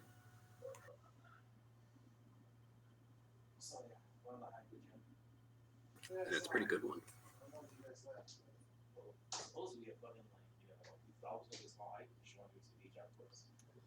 Suddenly, the music stops.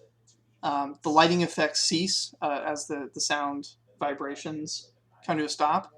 And the bard looks with his head cocked like he's listening to something in his ears that no one else can hear, and then starts cursing. Just, oh shit, oh shit, oh shit, and starts running for the door. This catches the attention of the druids, who seem to know the guy, and a couple of the Inuites, and actually all of the Inuites and a couple of the Lunites follow him out as he runs out down into the cavern. The bartender stays, though.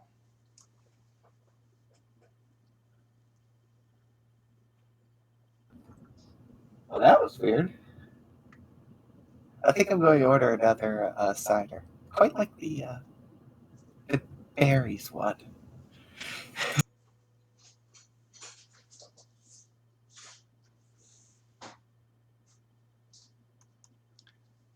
Some of the diplomats that are in the bar are kind of confused by the commotion, but they don't seem eager to chase after the bard. Is that a common thing that I would be So this like I would have noticed before? This bard is the personal advisor to the Moon King. It's the halfling that convinced the Moon King that delivering cakes was better than deleting people from reality. So if he's a little bit legendary, and at the same time, if something has him panicked, it might be an emergency.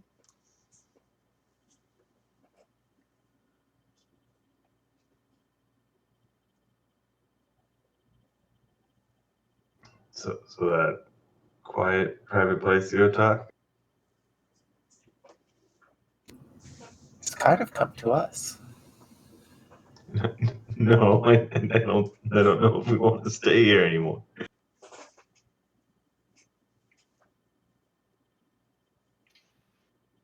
I mean, a bunch of people just ran out. They didn't run in. Yeah, the bar is much quieter than it once was. Yeah. There are still some Lunites and some brave diplomats trying out the cider. Right. And there is, now that the crowds have thinned out, you can see there is not exactly hidden, but kind of low profile, little nook that seems to wind down into what might be a basement.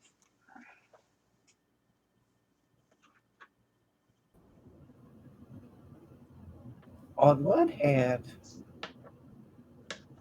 I acknowledge your concerns. On the other hand, the ciders are really good.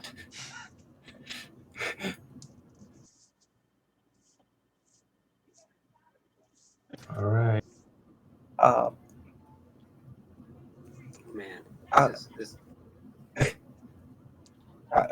Evatala, you do have some magical talent if you wanted to create like a little zone of silence or something. I don't know why, but I feel like I'm in the position of where it would be weird to cast magic here, even though it's a very magical area.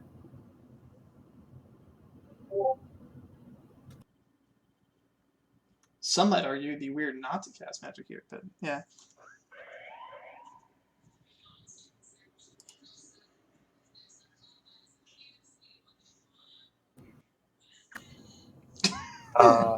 Yeah, sure, let's go. I'm trying just a small little bubble of silence, somewhat discreetly, and probably not quite good enough that everybody in the group can hear without leading in really close. Just because I want to make it kind of discreet. So your magical domain is crime, right? Yeah. It would be something. Actually, you know what? Scratch that. Can I cast some sort of communication network that allows us to communicate wordlessly, sort of like how if you had a lookout while you were robbing a store or something. They might Like an alarm? like a silent alarm, kind of, but like communicate, like, hey, this is happening out here. Does that make Yeah. sense? Yeah. You want like an alarm that'll let you know if somebody comes in? Is that what you're looking for? No. Like, if we had a lookout outside of the robbing it, gotcha. but because we have magic, we could. It would be like if we were connected via phone, except there's no phone necessary. Yes, the spell is called Whisper, and pretty much everybody that learns the spell learns kind of their own private identifier that they can give to other mages. But yeah, if you want to set up just a local Whisper network among your friends. A local We have our conference own call. VPN, yeah. Yep. I want to set up a private conference call, essentially. Okay, so let's see. Let's break out the old magic calculator.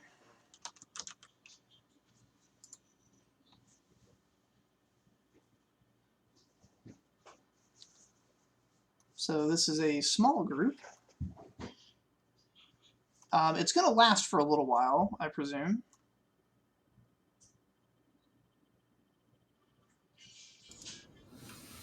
Yeah, something like that.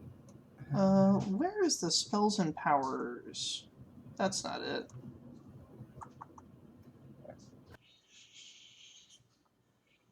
Is the spell or the special effects point value thing on the wiki? It's in the Fluid Wiki, not in the Talus one. Oh, gotcha. That's what I'm doing wrong. Last I checked, anyway, it was just like up one layer.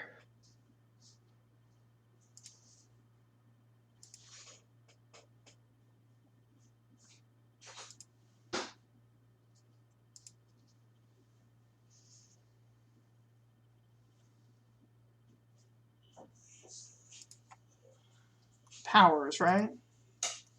Yeah, power ranks. Here we go.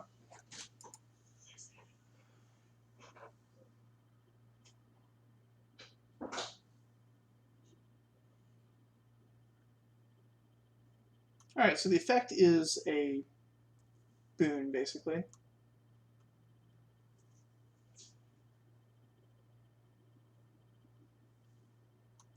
Duration.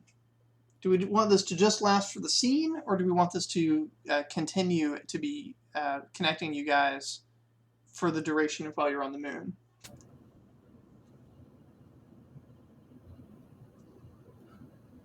Ooh.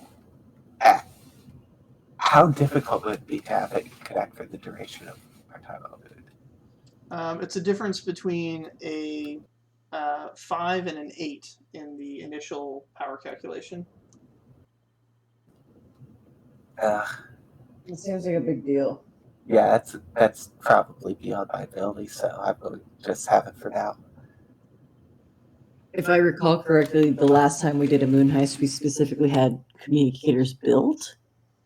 Yes, that's correct. Built by that elf that you guys met earlier.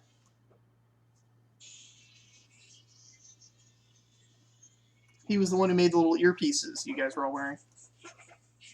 Little earrings that had an enchantment for you guys to talk to each other.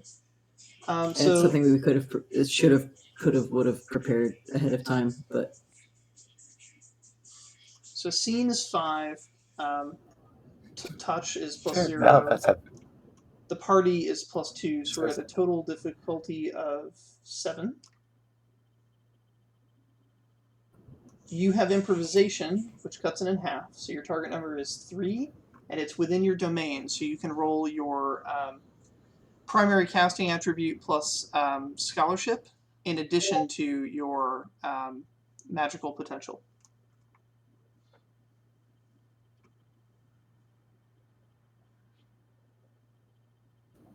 Primary casting ability, what is that? Sorry. So probably your cunning. Okay. So cunning plus scholarship plus magical potential is the dice that you're rolling. Okay. So that is That's 5 dice. Okay.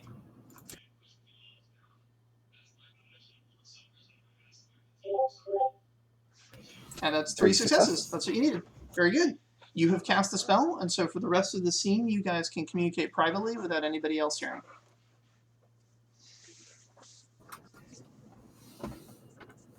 So, the line is secure. We Oh, have and tax come your, to an opportunity. Tax your magical potential Yeah. by 1. Yeah. Good call. Thanks for reminding me.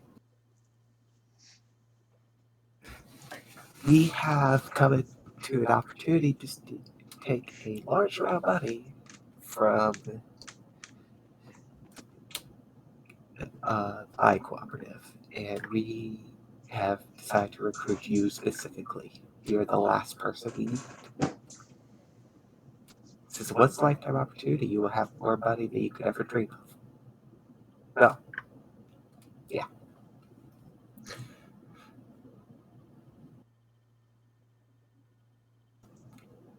That is a lot of money. It is. Some may say it's enough to found your own nation, essentially.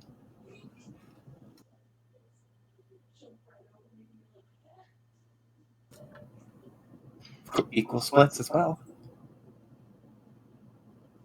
Is there a heavy need for money up here? I'm just curious. No. Druids, by and large, are very self-sufficient. You could probably live off the land wherever you go without a lot of trouble, as long as you're in wilderness. Money is only useful in cities. Oh my god, guys, we went to the anarcho-primitivist and decided to offer him fucking money. That's all Evatala knows. Isn't he one of the guys that wants to destroy civilization? Yep. Oh yeah. That's probably. I don't know. Imagine how many explosives you could spend that money on. Or even better, how many politicians you could buy to help you. We'll be defunding a large corporate, what is it, hierarchical system that keeps people down.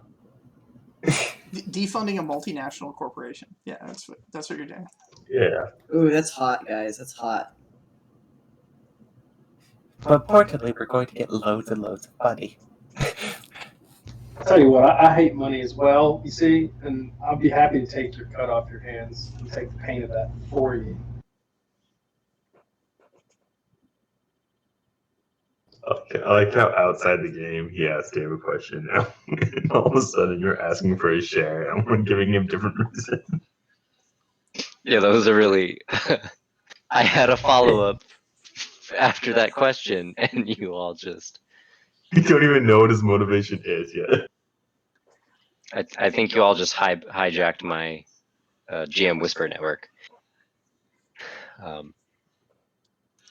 GM Whisper, if you want to flex on these guys, you could transport them to the metal hallways.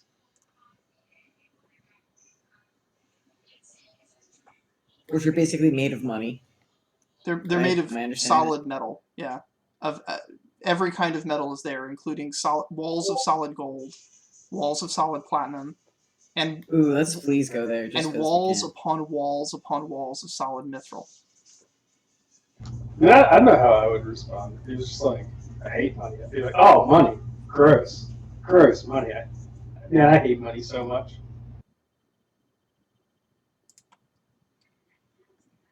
Pasca's always working. I don't know where to track what's actually being said anymore and what you all would just say if you knew. Well, what do you want? Yeah. We can have it just be from the moment that Avatala offers you money. Okay, so I'm taking the meta out of this for a second. No metaing now. Actually in character. Wait. You are.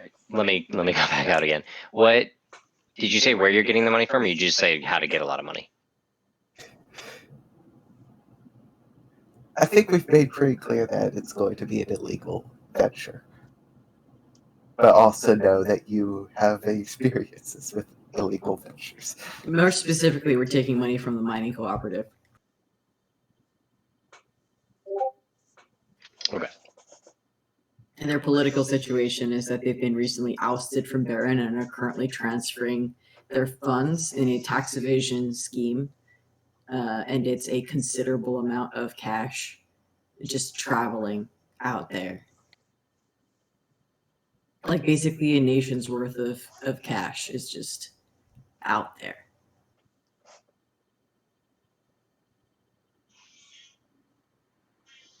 That is a good haul. Am I representing the situation correctly? So potentially, if you're helping us, you're taking down a civilization. It would be devastating economically and politically. That is interesting. An interesting proposition. And I suppose I do have cause for a little need of money, given the last thing I was involved in.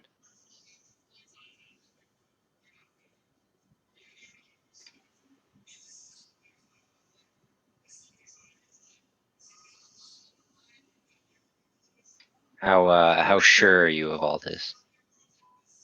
You're gonna succeed. Oh, Well, very sure. let's put it this way: if we were to fail, it wouldn't matter. Rorik looks at you dead in the face and says, "We must succeed." She has her own motivations for trying to succeed.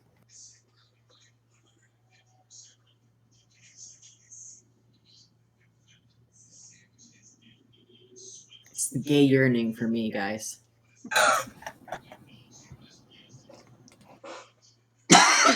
Just a small, quick question. How likely would it for me to have like a small dead like bird or rodent on me? What's your resources like, bro? I mean, Yeah. this seems like a person. Could be. I feel like if you have a resources of 0.5, you could have a dead animal on you. How likely is it a dead rat? Like, I have resources of 2. You have a dead rat. That's what I'm gonna. I'm gonna be the GM in this moment. If it's one of those You things have a that, fucking yeah. rat. Dead rats are not the sort of thing shopkeepers are like, reluctant to let go of their precious dead rat. You just pop in. You got any dead rats in here? What if someone steps on the head of a dead rat? Yeah, this is like a shilling or something.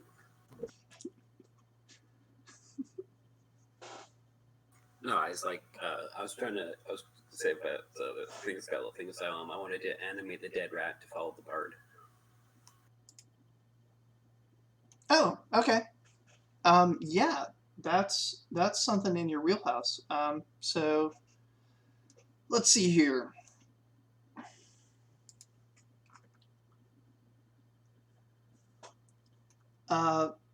Presumably you want the dead rat to last for a few turns at least, right? Let's see. Yeah. Probably for a session, at least. Oh, for the full session? Okay. All right, session is +8.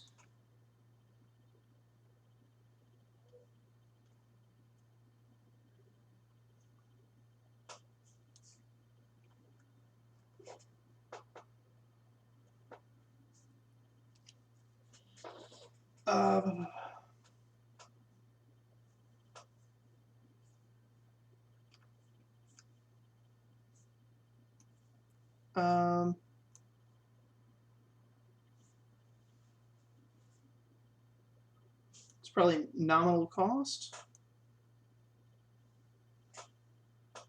Nominal cost with a suitable narration, so that would be 4 successes, I think. That seems too many.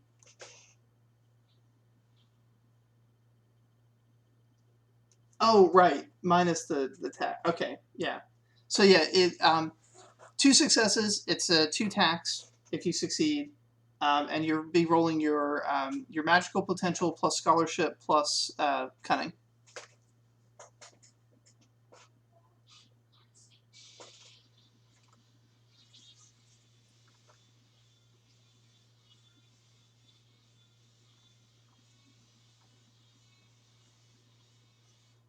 I need to get more used to this formula.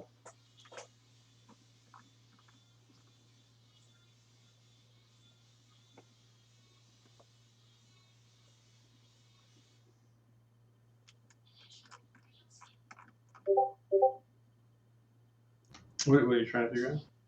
I'm trying to figure out the number of successes he needed in order to reanimate a dead rat to act as a essentially a temporary familiar to follow the bard.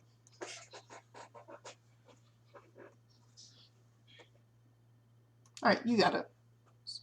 So that's tax it by 2, and you have your rat who is reporting back to you. The bard has run down and through a bunch of corridors to a place that looks like a kind of like a meditation garden. It's an odd looking space, and the rat is having difficulty reporting exactly which way is up and which way is down in this spot. But the bard is there and is helping a small girl that has appeared magically out of thin air with a glowing orb. She's dressed in Anarian wizard's robes with a stripe of gray, which is not a color you recognize from the normal Anarian graduation colors. Yeah.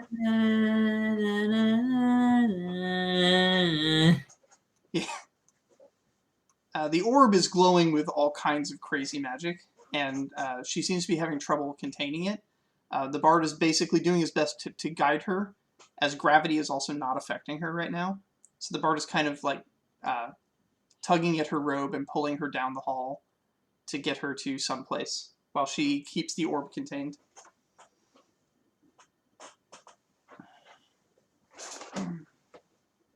All right, I'll keep an eye on that while we're going with the conversation.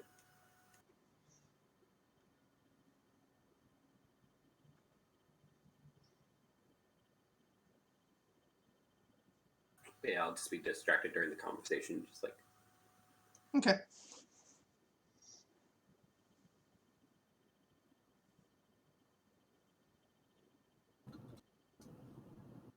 So how well is what's your character's name, Troy? Duftel. How well are you? How well convinced are you to join our cause?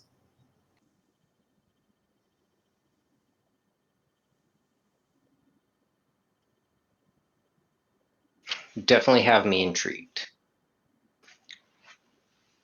to know more about what you're doing.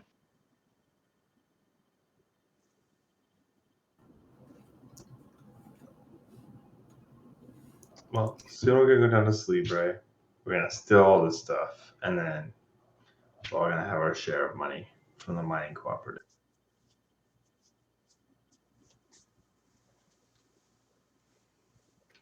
That's the whole thing. I mean, I'm pretty sure it's basically like I assume it's heavily guarded because it's a fuck ton of money, but we're trying to intercept it before it ever arrives at its destination. Yeah, because that's where it's going to be least guarded. Hold on. Check notes. I'm gonna check my notes. Assemble team. Rip off money. Profit. Yep. Yeah, that's the plan.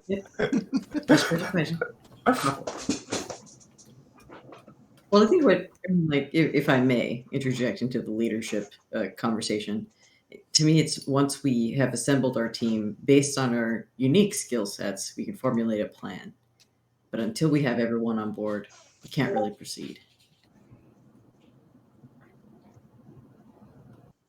Correct. Yes, of course. What would an undead rat need cheese for anyway?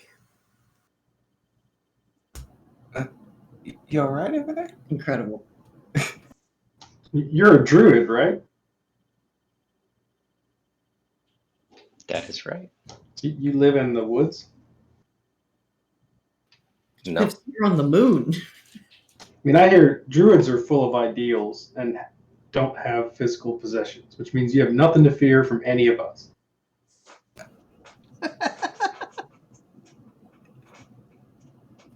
Grips his shoulder tightly.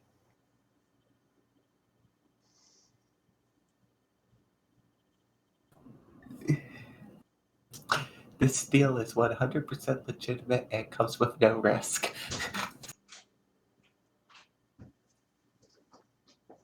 There's a Hey, tiny asterisk from no risk that says from us.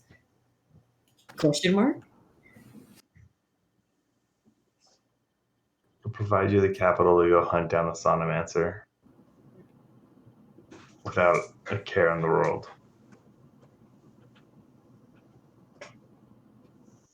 That is part of what I meant when I said I have use of the money.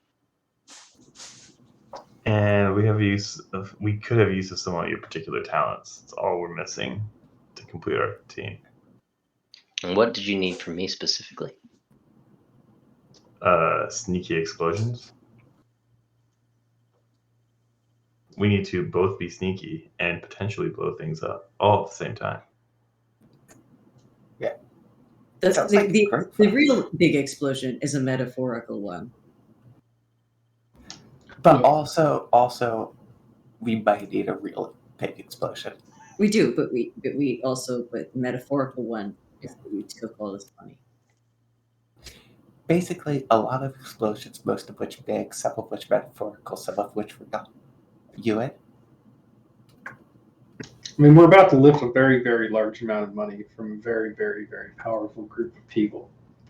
There are a lot of other very powerful groups of people who would also like to lift this very large amount of money. And it's just generally better if no one survives, and also if they think that one of these other very powerful groups took that money. Yes, and of course, you won't be eaten. They prefer the cookies anyway.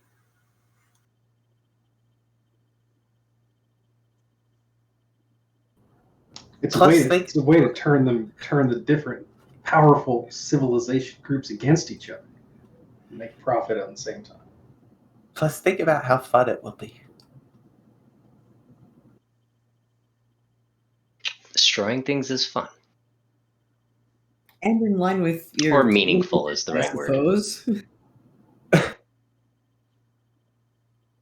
Is that the thing for this character? Is he kind of like explosions for the explosions god kind of a situation?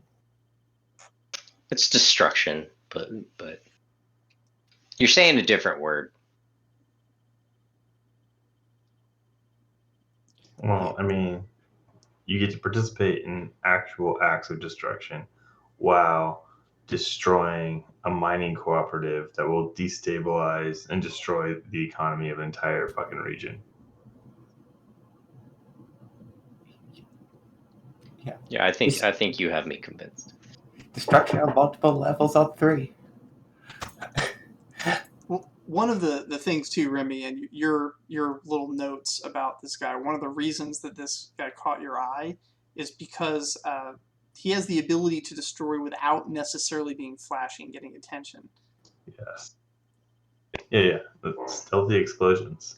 Yeah. Discrete destruction. It brings me back to concentrated beam of chaos, but yes. My God. He knows how to put silencers on his grenades. All right, and you have successfully recruited the final member of your party. We'll pick up next time with you guys trying to make it off the moon in one piece, which should be its own little bit of interesting. And then the proper adventure will begin. Before we go, there's one last thing that the rat spots for you before things get too crazy for it to handle.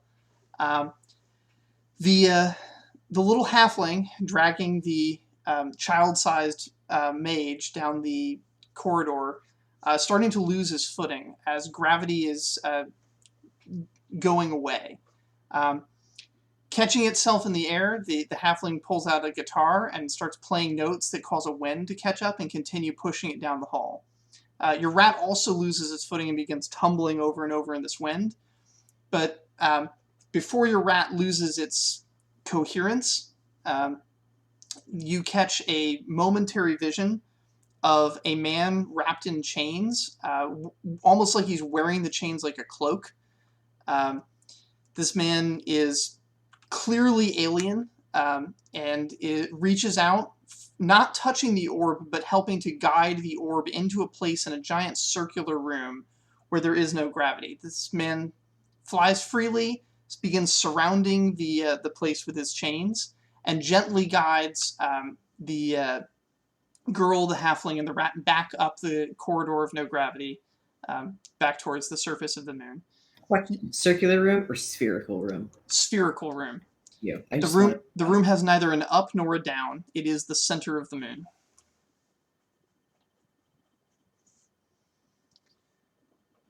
Your rat is not destroyed in the process. It just got disoriented and your connection got wonky. But now that it's back on solid ground, you have connection again because you did pay to have access to it for a session, and you only got to use it for really half a session. So we're going to rule that your rat is still going to be with you for the remainder of the time you're on the moon. All right, I'll be right back in a second. Get to bed. Okay. And that's where we'll pick up next time. Cool.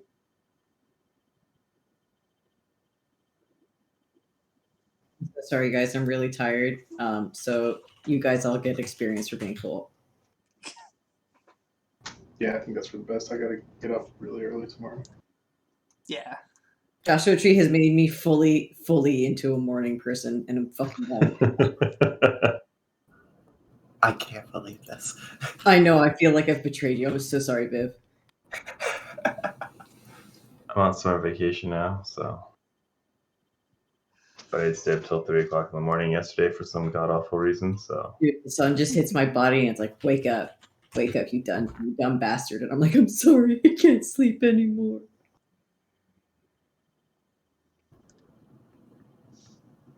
What is the sun thing you speak of? It's a terrible, terrible thing. It hits my body and makes me wake up. I've heard legend that it's a giant ball of fire that burns you. Yep, not me. I got the melanin, baby. Except for my fucking eyeballs and lips, which got burnt to shit in the desert. That sounds awful. I'm sorry. Well, I would like to shout out in particular Tice for his dedication to half listening to our conversation and communicating to the rat at the same time. I would also like to shout out Tice for being the only one to remember to actually try and get the druid. And Barnabas's wonderful jokes. Definitely. That's what I'm here for.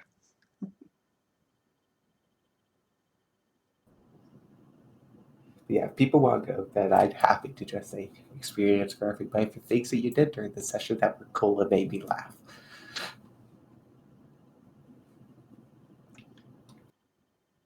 Yeah, I think I'll head to bed as well. Alrighty. Well, Tice, we're sorry. I think you went AFK like right before we're like trying desperately to fall asleep. Alright, well, I'm going to go ahead and stop the recording then, and we will pick up next week. Have a good night, everybody. Good night, everyone. Good night. Have a good one.